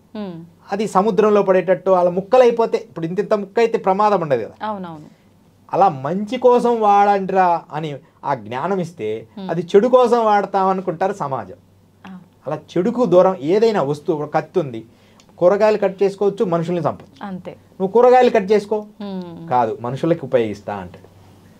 అంటే దాన్ని ఎలా, అది డాక్టర్ కత్తి ఉంటుంది చేతిలో, ప్రాణాన్ని కాపాడతాడు. కూరగాయలు కట్ చేసేవాడి దగ్గర కూరగాయలు కట్ చేస్తాడు, చికెన్ కొట్టోడు మటన్ కట్ చేస్తాడు. కత్తి ఒకటే, దాన్ని వాడే విధానం మార్పు రావాలి. అందుకని అఘోరాల్లో కూడా ఈ త్రిశూలాలు ఉంటాయి, కత్తులు ఉంటాయి, కానీ అది అవసరమైనప్పుడు వాడతారు. ఇది తప్పు అనుకుంటే అక్కడ బాధతారు వచ్చి, మీరు ఈ పని చేయడానికి లేదంటారు. నిజంగా అవసరమైతే వాళ్ళేం వదిలిపెట్టరు. భారతదేశం అంటేనే యోగుల భూమి, అది తీవ్ర స్థాయి వచ్చినప్పుడు ఖండిస్తారు. అదనమాట. ఓకే, ఇప్పుడు అఘోరాలు అనగానే చాలా సీరియస్గా ఎప్పుడు కోపంతో ఊగిపోతుంటారని అంటుంటారు కదా స్వామీజీ. మామూలుగా అన్ని ఎమోషన్స్ ని కంట్రోల్ చేసుకుంటారు అఘోరాలు అంటారు కదా, మరి ఆ కోపాన్ని ఎందుకు? కోపం అస్సలు ఉండదు నాన్న, ఎట్లుంటదో చెప్తా. వాళ్ళకి కోపం ఉండదు, జాలి ఉండదు, కరుణ ఉండదు, ప్రేమ ఉండదు, అనురాగాలు ఉండవు, ఆప్యాయతలు ఉండవు, ఏమీ ఉండవు, ఒక స్మైల్ కూడా ఉండదు. The serious of last stage లో ఉంటారు. సీరియస్ లో అంటే గంభీరంగా, గంభీరతను మాత్రమే. చల్, అది సహజమే, ప్రేమ. ఒకసారి అఘోరాలతో నేను ట్రావెల్ చేస్తా కదా, వాళ్ళు ప్రేమ వచ్చినా నన్ను గట్టిగా గుద్దేవాళ్ళు, ఒకళ్ళ కోపం వచ్చినా ఒకే రకంగా గుద్దేవాళ్ళు. ఒకసారి నా మీద మంచిగా చేశాను, హే శబాష్ బెట అని ఒక కోపంతోనే కొట్టినట్టు కొట్టేవాళ్ళు. నేను అంత దూరం ఈడ్చుకొని పడేవాళ్ళు, దానికి వాళ్ళు టో అనేవాళ్ళు. అంటే అట్లా ప్రేమ వాళ్ళ ఒకే కండిషన్లో ఉంటుంది అంతే తప్ప వాళ్ళల్లో అలాంటిది ఏమి ఉండదు. మనకు భయం అనిపిస్తుంది. అంటే యాక్చువల్లీ నిజమా కాదా అని తెలుసుకొని మనం అడుగులు వేయాలి అంతే తప్ప ఈ చాలా మంది నాకు తెలిసిన కాశీలో కూడా చాలా మంది వరకు మనకు కనిపించే అఘోరాల వరకు అంతా డూప్లికేటే, అంటే ఫేక్ ఎక్కువ ఉంది. అవునవును. ఆ ఫేక్నెస్ వల్ల కొన్ని విలువలు ఇబ్బందులు అవుతున్నాయి. అంటే ఫారెన్స్ రావడం, వాళ్ళని చూడడం, ఫేక్ అనమాట. కొంత మంచోళ్ళు కూడా ఉన్నారు, అది మాకు మాత్రమే తెలుసు వీళ్ళు మంచి వాళ్ళు. అకాడా నుంచి పట్టా పొందిన వాళ్ళు, ధన వ్యామోహం లేదు, అవసరమైనంత ఆహారానికి తీసుకుంటారు, లీవింగ్ లైఫ్, మనం బతకడానికి ధనం అవసరం అనే విధానంలో ధనం అవసరం, అలా మేము గుర్తిస్తాం. కానీ సాధారణ మనుషులు గుర్తించలేరు, అందరు అఘోరాలు అనుకుంటారు. అక్కడే మనకు తరపాటు అయింది, అఘోరాన్ని మమ్మల్ని కొట్టాడండి, మా దగ్గర డబ్బులు తీసుకున్నాడండి అంటారు. అలాంటి వాళ్ళ అబద్ధం. Okay okay. అయితే గురుగారు, ఎక్కువగా సాధన చేసి ఆత్మ సాధన చేసిన వాళ్ళకి మూడో నేత్రం తెరుచుకుంటుంది, తెరవటం సాధ్యపడుతుంది అంటుంటారు. అది నిజంగా సాధ్యపడుతుంది అంటారా? 6th సెన్స్, మూడో నేత్రం అంటే నీ మనస్సుని సూక్ష్మము చేయడం ప్రాక్టీస్ చేస్తే, ఎప్పుడైనా ఇలా సైలెంట్ కూర్చో, కళ్ళు మూసుకొని, రూమ్లోకి ఎవరో వచ్చినట్టు నీ బాడీని టచ్ అవుతుంది. ఓకే, అంటే నువ్వు చాలా నిశ్శబ్దంగా వచ్చినా ఎవరో వచ్చినట్టే ఉన్నట్టు అనిపిస్తుంది, నిజంగా చూస్తే ఎవరో వచ్చినట్టు ఉంటుంది. 6th సెన్స్ అంటారు. అది ఎప్పుడు నైట్ మనకి బాగా మేలుకుంటుంది. ఎలా అంటే మనం బాగా డీప్ నిద్రపోతున్నప్పుడు, ఒక మంచి నిద్రపోతున్నప్పుడు ఎవరైనా లేచి మంచిలు తాగుతుంటే ఆటోమేటిక్గా మనకు మెలకు వస్తుంది. మెలకు వచ్చి కళ్ళు తెరిచి చూస్తాం, మళ్ళీ పడుకుంటాం, బట్ ఎమ్మడే గుర్తించి పడుకుంటాం, స్పాట్లో నిద్ర కూడా పోతాం. అంటే నువ్వు నిద్రపోయినా నీ లోపల ఉన్న థర్డ్ ఐ అనేది ఇప్పుడు మేల్కొనే ఉంటది. ఓకే, అది అప్పుడప్పుడు మేల్కొలుపుతుంటది. దాన్ని కూడా మర్చిపోయి ఎప్పుడో పడుకుంటామంట, అంతే తప్ప ఎప్పుడు మనం ఎరుకలో ఉంటాం. అది ఆ శక్తి మనం ఇప్పుడు నైట్ గ్రహిస్తాం, నైట్ శక్తిని మేల్కొల్పుకుంటాం, పగలు ఆ శక్తిని వినియోగిస్తాం. అదనమాట. అందుకని థర్డ్ ఐ అనేది ఖచ్చితంగా ఉంది. ఇది ఇక్కడ ఉంటుంది, లోపల ఉంటుంది, సుధాధార దగ్గర ఉంటుంది, ఈ పిట్యూటరీ గ్రంథి లోపల ఉంటుంది. ఆ లోపల నుంచి ఇలా చూస్తుంటుంది, అలా పైనుంచి అలా చూస్తూ ఇక్కడికి అలా గమనిస్తూ ఉంటుంది అనమాట. మనం రోజు ప్రాక్టీస్ చేస్తే నీకు కూడా వస్తుంది అనమాట. 100% వస్తుంది ఆ శక్తి. రెగ్యులర్ ప్రాక్టీస్ చేయాలి. నువ్వు భౌతిక కర్మలు ఏమైనా ఉండని, కానీ నియమము తప్పకుండా చెయ్యాలి. అదే మనం చేయం. థర్డ్ ఐ 100% వస్తాం. ఇప్పుడు క్షుద్ర పెద్ద చూపిస్తుంటారు మాంత్రికుడికి, వాడికి థర్డ్ ఐ ఉంటుంది. మరి వాడు దుర్మార్గుడు అట్లుండదు, ఎవరు ప్రాక్టీస్ చేసినా థర్డ్ ఐ వస్తుంది. కానీ అది సద్వినియోగపరచడమే ఇంపార్టెంట్, మంచిగా వాడాలి. అదే అనమాట. థర్డ్ ఐ ఉంది. కుండలిని జాగృతపరచాలి. మూలాధార, స్వాదిష్టాన, అనాహత, విశుద్ధ, ఆగ్నేయ, సహస్రార ఈ చక్రాలన్నిటిని మేల్కొల్పాలి. ఆ మేల్కొని ప్రాణాయామ, కుంభక, రేచకాల ద్వారా అలా చేసిన తర్వాత ఒక స్థితికి చేసుకొని ఆ కండ్లని అలా మడిచి, నాలుకని మడిచి ఆ కేచరీ యోగములో కూర్చున్నప్పుడు అప్పుడు ఆ యోగాన్ని గిన చూడగలిగితే మనకు ఓపెన్ అయిపోతుంది. స్వామీజీ, అఘోరాలు మామూలుగా కుంభమేళాలు ఇలాంటి దగ్గర మాత్రమే చాలా ఎక్కువ మంది కనిపిస్తూ ఉంటారు. అలా కాకుండా మామూలుగా మనం నార్మల్గా మీటింగ్లు అలా పెట్టుకొని అందరం కలుసుకున్నట్టు అఘోరాలు కూడా సమావేశాలు ఏర్పాటు చేసుకొని కలుస్తూ ఉంటారా, లేదంటే కుంభమేళాల్లోనే కలుస్తూ ఉంటారా? అలా ఏం ఉండదమ్మా. అయితే ప్రత్యేకంగా కుంభమేళాలో అయితే అందరం కలుస్తాం. ఇక ఎందుకు కలుస్తామంటే ఇట్లా అన్ని అఖాడాస్లో మహంతులు తర్వాత ఇంకా సంతులు, మహంతులు అందరూ ఒక క్యాడర్ ఉంటుంది. అందరూ అక్కడ వస్తాం. అంటే ఇంకా కలవని వాళ్ళు కూడా మాకు ఎంత సంతోషమో. ఇప్పుడు 12 సంవత్సరాలకు ఒక్కసారి కలవని వాళ్ళందరూ కూడా గుర్తు చేసుకుంటాం. ఇప్పుడు మన స్నేహితుల్లాగా, ఇప్పుడు చిన్నప్పుడు ఎప్పుడో మర్చిపోయిన స్నేహితుల్లాగా వెళ్ళి, మహారాజ్ ఎలా ఉన్నారు, అక్కడ కలిసాం కదా, మేము కొంచెం చేంజ్ అయి ఉంటాం, అక్కడ కలిసాం కదా, జూనా అఖాడాలో కలిసాం కదా, అప్పుడు మనం కొన్ని రోజులు కలిసి ట్రావెల్ చేసాం కదా అని ఇట్లా మాట్లాడుకుంటాం. అఘోరాలు అట్లా అందరము కలుస్తాము ఈ కుంభమేళాలో. తర్వాత అప్పుడప్పుడు పుష్కరాల్లో కూడా కలుస్తాం. ఇప్పుడు రేపు మేము ఈ నర్మదా పుష్కరాల్లో కలుస్తాం. కానీ పుష్కరాల కంటే కూడా కుంభమేళాలో ఆ 3 months అట్లా ఉంటుంది అనమాట, ఒక లిమిట్. ఖచ్చితంగా కలుస్తాం ఈ 3 నెలల్లో, 2-3 నెలల్లో ఉంటుంది కుంభమేళా. మేళా జరిగినప్పుడు ఈ అఖాడాస్ ఉంటాయి. మాది హవన అఖాడాలోకి వెళ్తా, జూనా అఖాడాలోకి వెళ్తా. నాకు బెస్ట్ ఫ్రెండ్స్ అంటే బెస్ట్ గురువులు, శిష్యులు జూనా అఖాడాలో, హవన అఖాడాలో ఉంటారు. ఇప్పుడు ఉదాహరణకు మొన్న మేము అనుకోకుండా కాశీ వెళ్ళా రీసెంట్గా. నేను అంటే నన్ను గుర్తుపడుతుంటారు ఎక్కువ, చాలా మంది కాశీలో మన వాళ్ళే ఉంటారు కదా. నేను గుర్తుపట్టుకుండాలని ఒక పచ్చ వస్త్రం వేసుకొని టవల్ కట్టుకొని ఉన్నా. అంటే నేను ఈ టైప్ కాకుండా కొంచెం మామూలుగా ఉన్నా. అయినా సరే గుర్తుపట్టి స్వామీజీ ఎలా ఉన్నారు అని అడిగాడు ఒక అబ్బాయి. దత్త అని, శ్రీ దత్త, మాకు మంచి పరమమిత్రుడు చిన్నతనం నుంచి కూడా దత్తు. ఈ దత్తుతోటి కూడా ఒక బ్రహ్మచారి ఉంటాడు. వీళ్ళిద్దరూ మేము ఎప్పుడో చిన్నతనం నుంచి చాలా ఏళ్ళ నుంచి కూడా మంచి పరిచయం. అట్లా అనుకోకుండా ఇట్లా వెళ్ళినప్పుడు కలుస్తుంటాం. నేనంటే అంత ప్రేమో, ఇగో ఈ మధ్య కొత్త స్వామీజీని కలిసాం, ఇద్దరం కలిసి వెళ్దాంపా అని చెప్పి ఆ స్వామీజీ దగ్గరికి తీసుకెళ్ళాడు. ఇట్లా మాకు తెలిసిన ఆయన దగ్గరికి తీసుకెళ్ళడం, ఇట్లా ఒక బౌండింగ్ ఏర్పడుతుంది. అప్పుడు అఘోర పుష్కరాలలో, గంగా పుష్కరాల్లో, ఉజ్జయిని పుష్కరాలు, ఉజ్జయినిలో జరుగుతాయి. ఉజ్జయిని తర్వాత ఏమో తారాపీఠ్లో, తర్వాత ఇక్కడ మన ఓంకారేశ్వర్లో ఈ పుష్కరాలు, నర్మదా పుష్కరాలు జరుగుతాయి. ఇలా పుష్కరాలలో, అలహాబాద్ త్రివేణి సంగమంలో జరిగే కుంభమేళాలో, మేళాస్లో కలిసినప్పుడు ఒకరినొకరు వారి సాధనల గురించి, మా సాధనల గురించి సీక్రెట్లు మాట్లాడుకుంటాం. అవి మీకు చెప్పిన కొన్ని అర్థం. ఇప్పుడు ఏకాయన స్థితి కృత, ఏకాయన అంటే అలాంటివి మాట్లాడుకుంటాం. అది మీకు అసలు ఆ భావజాలం అర్థం కాదు. ఏకాయన అంటాం.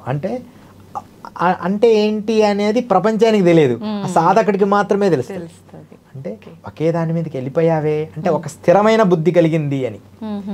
అగ్నిస్తంభనం జరుగుతుందా, ఇలా సాధన చేస్తున్నారా అని మాట్లాడుకుంటూనే తెలుసుకుంటాం. ఇదిగో ఇట్లా ఉజ్జయిని వెళ్ళాను, అక్కడ శవ సాధన చేసేటప్పుడు ఇట్లా శవం సడన్గా పైకి లేసింది, మళ్ళీ ఇలా జరిగింది, మళ్ళీ గురువుగారు వచ్చి ఇలా చెప్పారు అని ఇలాంటి పర్సనల్ టాపిక్స్ మాట్లాడుకుంటాం. అలా అందరం కలిసి అప్పుడైతే ప్రత్యేకమైన అఘోరాలు, ప్రత్యేకమైన సాధన అఘోరాలు కానీ యోగులు మంచి సాధకులందరూ కూడా ఏదైనా ముఖ్యమైన సమావేశం అప్పుడప్పుడు సడన్గా పెడుతుంటాం. దాన్ని ఏమంటారంటే బండారా అంటాం. ఓకే, బండారా అనుకోకుండా కలవాలనుకున్నప్పుడు బండారాస్ని పెట్టేసి ఇన్ఫర్మేషన్ ఇచ్చేస్తాం కొంతమందికి. నువ్వు వెళ్ళి వాళ్ళకి చెప్పేయి, వాళ్ళందరూ వచ్చేస్తారు, నువ్వు వెళ్ళి ఆ ప్రాంతం అంతా నువ్వు ఒకసారి కవర్ చేయని ముఖ్యమైన వాళ్ళకి చెప్తాం. మేము ఎంతో ఉత్సాహంతో అందరినీ పిలిచేస్తాం, వాళ్ళు ఆ టయానికి వస్తారు, అందరం కలిసి ఇదిగో అలా జరుగుతుంది, రామమందిరం నిర్మాణం తొందరగా పూర్తి కావాలి. ఈ రామమందిర నిర్మాణం గురించి మన టాపిక్లో అద్భుతమైన విషయం వచ్చింది. రామమందిరం నిర్మాణం గురించి అమ్మా మోడీ గారు ఎంత కష్టపడినారో యోగులు మేము అంత కష్టపడినాం. మీరు అస్సలు నమ్మున, మేమంతా ఒక పెద్ద సమావేశమై ఈసారి మనం నెక్స్ట్ కుంభమేళా జరిగేటప్పటికి రామమందిర నిర్మాణం పూర్తి కావాలి అని చెప్పి ఒక తీర్మానం చేసుకున్నాం అగ్ని దగ్గర. అంటే ఇప్పుడు ఎంత సంతోషపడుతున్నామో. అలా అయోధ్యలో ఇంకా ఎంతోమంది యోగులు, అఘోరాలు, సాధువులు, సన్యాసులు, తర్వాత ఈ మిషన్స్, ఆర్ఎస్ఎస్ వాళ్ళు కానీ, విశ్వ హిందూ పరిషత్ అందరూ కూడా. ఇక మా విషయానికి వస్తే యోగులైతే రామమందిర నిర్మాణం తొందరగా జరగాలి అని చెప్పి యజ్ఞములో మనం త్వరలో సాధించబోతున్నాం, సక్సెస్ అవుతాం అని ఒక తీర్మానాలు అన్నీ చేసుకున్నాం. ఎన్నో సంవత్సరాల నుంచి ప్రాణత్యాగాలు, ఎన్నో ఇబ్బందులు పడి చేసిన వాళ్ళు కూడా ఉన్నారు. కానీ మేము చేసిన తీర్మానం చేసిన 2-3 ఏళ్లలో పైన అఖాడాలో, పైన కుంభమేళాలో నేను, మహారాజు, ఇంకొక అఘోరి ఒక హోమం దగ్గర కూర్చొని ఒక ప్రత్యేకంగా పూజలాగా చేశాం. ఈసారి రామమందిర నిర్మాణం జరిగి తీరుద్ది అని. ఆయన ఈ మధ్య ఎంత నవ్వుకుంటున్నామో, మన సంకల్పాలు ఫలించాయిరా అంటే అని సరదాగా అలా జరిగింది. హవన అఖాడాలో జునా అఖాడా వాళ్ళు అందరం కలిసి ఈసారి ఎలాగైనా రామమందిర నిర్మాణం జరగాలయ్యా, ఎంతకాలం మనం ఎదురు చూడాలి అని అనుకున్నాం. అంతే, అక్కడ హోమం దగ్గర అఘోరాలతో, అఘోరులు హోమాలుగా పెట్టుకుంటారు అఖాడాస్లో, అలా అంతే. అంటే సంకల్ప బలం అంత గొప్పదనమాట. దాన్ని అది ఎంత స్థాయికైనా మనం సాధించవచ్చు సంకల్పంతో. అయితే ఈశ్వర ఉపాసన చేసిన అఘోరాలకు కూడా భూత భవిష్యత్తు వర్తమానాలు తెలిసే అవకాశం ఉంటుందా స్వామీజీ? అఘోరాలకే కాదమ్మా, వాళ్ళ 6 సెన్స్ బట్టి మానవ మాత్రలు మీలాంటి వాళ్ళకు కూడా ఆ శక్తులు ఉంటాయి. కానీ అది తక్కువ పరిధిలో ఉంటాయి. ఓకే, ఈరోజు అనుకున్నా ఏదో ఇట్లా అవుతుందని అని అప్పుడప్పుడు అనిపిస్తుంది కదా. ఈరోజు ఏందో నాకు ముందే ఉదయాన్నే లేగానే కొంచెం ఏదో అనిపించింది అని అనుకుంటాం, కానీ దాన్ని గుర్తించలేరు. ఎందుకంటే నీతో ఉండే ఆరా నీకు కొన్ని చెప్తుంటది. అయితే ఎక్కువ ఆత్మ సాధనలో తాబేలులాగా, మనం తాబేలులాగా లోపలికి ఇంద్రియాలు మడుచుకొని సూక్ష్మంగా అయ్యే కొద్దీ మనకు చాలా సూక్ష్మమైన విషయం కూడా గుర్తించే శక్తి వస్తుంది. మనం ఎక్కువ సమాజంలో ఉంటే ఆ శక్తిని కోల్పోతుంటాం. ఎక్కువ ఒంటరిగా ఉండడం వల్ల మనకు ముందే ఆ 6 సెన్స్ చెప్తుంటుంది ఇదేదో ఉన్నట్టుంది అని. సాధకుడికి ఏంటంటే ఇంకొంచెం ముందుకెళ్ళి ఖచ్చితంగా ఉంది. ఎంతోమంది అమ్మ, మాకైతే ఎంతోమందిని నేను రక్షించడం జరిగింది. అంటే 6 సెన్స్ అదేదో పవర్ అని కాదు నేను అనేది. ఒకసారి ఇలా కూర్చున్నావమ్మా, కూర్చుంటే మా శిష్యుడు నేను వెళ్ళిపోతాను, ఊరికి వెళ్ళాలన్నాడు. నువ్వు వెళ్ళొద్దు నాన్న ఈరోజు అన్నా. వెళ్ళాలండి, అర్జెంటుగా వెళ్ళాలండి అంటే నేను మరలా సరే అని మౌనంగా ఉన్నా. సరే వెళ్ళని వెళ్ళని అని అనుకొని అలా కళ్ళు మూసుకొని వాడు బయటికి వెళ్ళిపోయాడు. సడన్గా కొంచెం వర్షం పడి టక్కని ఒక పెద్ద ఆకాశంలో పిడుగు లాంటి శబ్దం వచ్చింది. ఎమ్మడి నేను ఉరుకుతూ వెళ్ళి ఏదైతే అదైంది, రేపు నువ్వు స్కూల్కి పోవాల్సిన పని లేదంటే టీచర్ ఆయన వెళ్ళాల్సిన పని లేదు అని చెప్పి ఆయన చేయి పట్టుకొని బలవంతంగా లోపలికి తీసుకొచ్చుకున్నా. నా తోడుగుండు, నాకు భయం అవుతుంది అన్న. అంటే అట్లా అన్న. మరుసటి రోజు ఉదయాన్నే ఆ బస్సు యాక్సిడెంట్ అయింది, వాడు పోయే బస్సు. అప్పుడు అన్నాడు అతను, గురుగారు నన్ను కాదు కదా వాళ్ళందరినీ కూడా రక్షించింటే బాగుండు అని. నాకు అది జరుగుద్దని తెలియదు నాన్న, నాకు బస్సు పడిపోతుందని నాకు తెలియదు, నిన్ను పంపించకూడదని మాత్రం నా 6 సెన్స్ చెప్తుంది. అంటే మొత్తం కొంతమంది కాంట్రవర్సీ చేస్తారు, మరి మీరు రక్షించే వాళ్ళంటే అందరినీ రక్షించవచ్చు కదా. నిజంగా బస్సులో నేను ఉంటే ఏమన్నా చెప్పేది నేను అతని మీద ఫోకస్ చేస్తున్నా, అతనికి ఏదో జరుగుతుందని నా 6 సెన్స్ చెప్పింది. ఆ బస్సుకే అలా అవుతుందని లాస్ట్ బస్సుకి నాకు తెలియదు కదా. తెలిస్తే ఎందుకు ఆపం? అట్లాంటి సందర్భాలు ఉంటాయి. ఒక్కోసారి అందరినీ రక్షించిన సందర్భాలు కూడా ఉంటాయి 6 సెన్స్తో. అయితే ఆ తర్వాత గురువుగారి వల్ల మనం అందరం బయటపడినాం అని అనుకుంటారు, కానీ ఇదంతా మన పవర్ కాదు. ఒక్క అతన్ని నేను కొంచెం అనుకోకుండా చెప్పడం లేట్ అయింది, వాడు అర్జెంటుగా వెళ్ళిపోయాడు. అంటే ఇంకొక సందర్భంలో ఇక మిగతా ఎవరినైనా సరే అలాగని ఎప్పుడు అని కాదు, మేము హాయిగా ఉన్నప్పుడు ఉండులేనా అంటాం, సహజంగా ఉండులేనా అంటాం ప్రతి వారిని నా దగ్గరకు వచ్చిన వాళ్ళని. కానీ ఒక్కొక్కసారి బలంగా అంటాం, నువ్వు వెళ్ళడానికి లేదు ఉండు అని, అప్పుడు ఉండిపోవాలి. కొంతమందిని వెళ్ళిపో, నువ్వు వద్దు వెళ్ళిపో అన్నప్పుడు వెళ్ళిపోవాలి అంతే. ఇట్లా మన తపస్సు వల్ల అలాంటి శక్తి ఏర్పడుతుంది ఆటోమేటిక్గా మన జ్ఞానానికి. మీకు మోక్షగుండం విశ్వేశ్వరయ్య తెలుసా? ఆయన పెద్ద ఇంజనీర్ కదా, ఆయన ఇంజనీర్ కదా, ఆయన సిక్స్త్ సెన్స్, ఆయన thoughts, the థాట్సే main energy.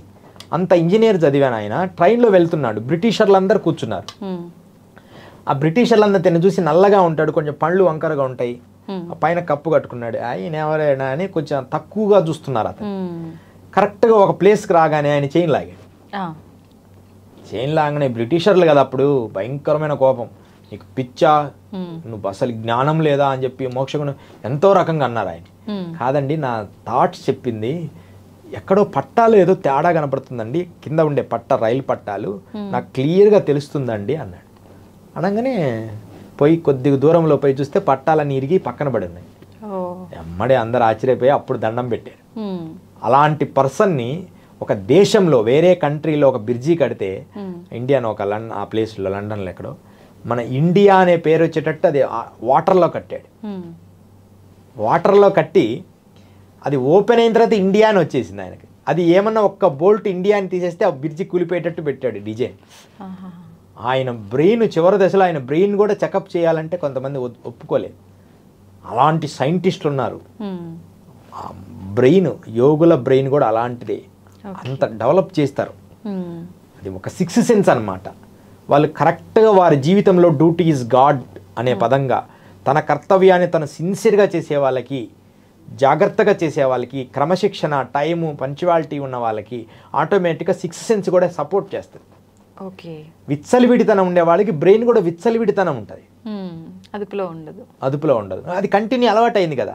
Punctuality ఉన్న వాళ్ళకి కొంచెం ఇబ్బంది అనిపిస్తుంది వాళ్ళతోటి మనకి, అయినా వాళ్ళది సిక్స్త్ సెన్స్ బాగుంటుంది.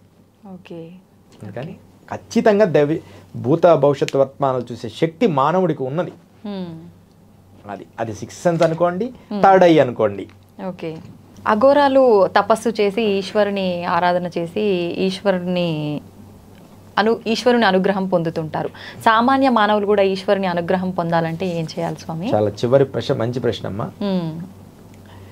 ఈశ్వరుడికి ప్రీతికరమైనది అభిషేకం. ఏ అఘోరి కానీ మనుషులు కానీ ఏమైనా కానీ వారి కష్టాలు పోవాలన్నప్పుడు చిన్న శివలింగం తెచ్చుకొని ఓం నమ శివాయ అని నీళ్లు పోస్తూ కొద్దిసేపు ఒక 108 సార్లు 100 సార్లు 50 సార్లు పోసి ఆ శివలింగం తీసి తుడిచి దానికి గంధమో విభూతి పెట్టి నమస్కారం చేసి ఆ వాటర్ మనం తాగుతూ ఉండాలి, అభిషేకం చేసిన నీళ్లు. అలా మనం తాగుతూ అలా ఈశ్వరుడికి ప్రణితాపం అయితే ఖచ్చితంగా ఈశ్వరుడు అనుగ్రహాన్ని పొందుతారు. అది ఒక అఘోరి కావచ్చు, అనుష్ఠానం చేసేవాడు, పూజలు చేసేవాళ్ళు కావచ్చు.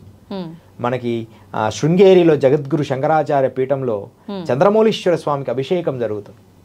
ఎంత అద్భుతం అంటే ఆ అభిషేకం చేసిన ఆ జలం మళ్ళీ మనం స్వీకరిస్తే ఎంతో మంచిది. అదొక పవిత్రమైన అభిషేకం. ఎవరైతే నిష్టగా చేస్తారో, ఈశ్వరాధారణ చేస్తుంటారో, మనలో దోషాలు, కల్మషాలు, కామ, క్రోధ వికారాలు ఉంటాయి, అవన్నీ పోవడానికి ఈశ్వరుడే గొప్పవాడు. మనం ఈశ్వరుని ఆరాధిస్తే మన ఆటోమేటిక్గా మనం అడగకపోయినా మనలో ఏ కర్మలు ఉన్నాయో అవి తొలగించడానికి ఈశ్వరుడు చాలా హెల్ప్ చేస్తాడు. అందుకని ఎవరన్నా దోషాలంటే చాలు, మీరు శివాభిషేకం చేసుకోండి అంటారు. అంటే ఆ అభిషేకం చేస్తే చాలు మనలో ఉన్న శక్తి అంతా హాయిగా ఉంటుంది. పెద్ద పెద్ద యోగా సెంటర్స్లో కానీ ఎక్కడైనా సరే ఎక్కువ ఈశ్వర అభిషేకానికి చాలా ప్రాధాన్యత, ఆ ఈశ్వర లింగానికి కూడా ప్రాధాన్యత. అపాతాళనమస్థలాం, ఈశ్వరుడు అపాతాల నుంచి వ్యాపించి రౌండ్గా ఒక ఆరాలాగా ఉంటాడు. మన బాడీ ఆరా ఎలా ఉంటుందో అలా ఉంటాడు. అందుకని ఈశ్వరుడికి ప్రణితాపమయ్యి ఆ ఈశ్వర లింగాన్ని ఇలా మనస్సులో దృష్టిలో పెట్టుకొని ఓం నమ శివాయ అని ఈశ్వరుడికి అభిషేకం చేస్తుంటే ఖచ్చితంగా మనుషులకు ఖచ్చితంగా శక్తి వస్తుంది. యోగులకి, సాధకులకి కాదు, మనుషులు కూడా తరించవచ్చు ఈశ్వర శక్తి వల్ల. ఓకే, అది ఈశ్వర శక్తి. దాని పంచాక్షరి మంత్రముతో మనం నిత్యం 1,00,000 పంచాక్షరి చేస్తే అమ్మా, ఓం నమశివాయ 1,00,000 చేస్తే ఖచ్చితంగా ఏదో పవర్ వస్తుంది. మీరు రాసి పెట్టుకోండి అంతే, ఏదో ఒక పవర్ నీకైతే మేలు జరుగుద్ది. రోజు నిత్యంగా కూర్చొని ఓం నమశివాయ అని చేస్తే 1,00,000 నువ్వు ఎంతో గొప్ప స్థాయికి వెళ్ళిపోతావు. చేసి చూడు, ఏదో ఒక టైంలో రోజు కొంచెం చేసుకుంటూ 1,00,000 పూర్తి చేయి. నేను కొంచెం చేసిన తర్వాత ఎమ్మడే కోరిక కోరొద్దు, నేను ఇంత చేశాను స్వామి నాకు అది చేసేటట్టు పెట్టనకుండా 1,00,000 పూర్తి చేసినాక ఆటోమేటిక్గా నీకు ఒక పవర్ వస్తుంది. మంత్రానికి ఆ శక్తి ఉంది, ఆ ఈశ్వర లింగానికి ఆ శక్తి ఉంది. ఇది యోగులు నిరూపించారు, సిద్ధ పురుషులు. అమ్మ జై గురుదత్త. శ్రీమాత్రే నమః. సర్వమంగళాని భవంతు. శ్రీ గురు దత్తాత్రేయాయ నమః. ఇవన్నీ లోకహితమై వీటిల్లో మంచిని గ్రహించి ధరించాలని నా సంకల్పం. తప్పకుండా గురుగారు. సర్వమంగళాని భవంతు. And for more videos, please subscribe to iDream. Please subscribe to iDream. Please subscribe iDream. And please subscribe to iDream. For more videos, subscribe to iDream. please like, share and subscribe to the channel. Congratulations, iDream. Subscribe to iDream. Subscribe to iDream. So subscribe to iDream Media. iDream ki iDream team andarki huge congratulations. Please subscribe iDream Media. Please subscribe to iDream. Subscribe iDream. Please subscribe to iDream. iDream అంటే నా కళల ఛానల్ను subscribe చేసుకున్న నోరు తిరుగుతలేదు, మీరైతే గంట గుర్తు కొట్టండి. For more such videos, please subscribe to iDream. Subscribe to iDream. Please subscribe to iDream. Please subscribe iDream Media. Please do subscribe to iDream. Please subscribe to iDream Media. For best entertainment and information, please subscribe iDream. And don't forget to subscribe to iDream.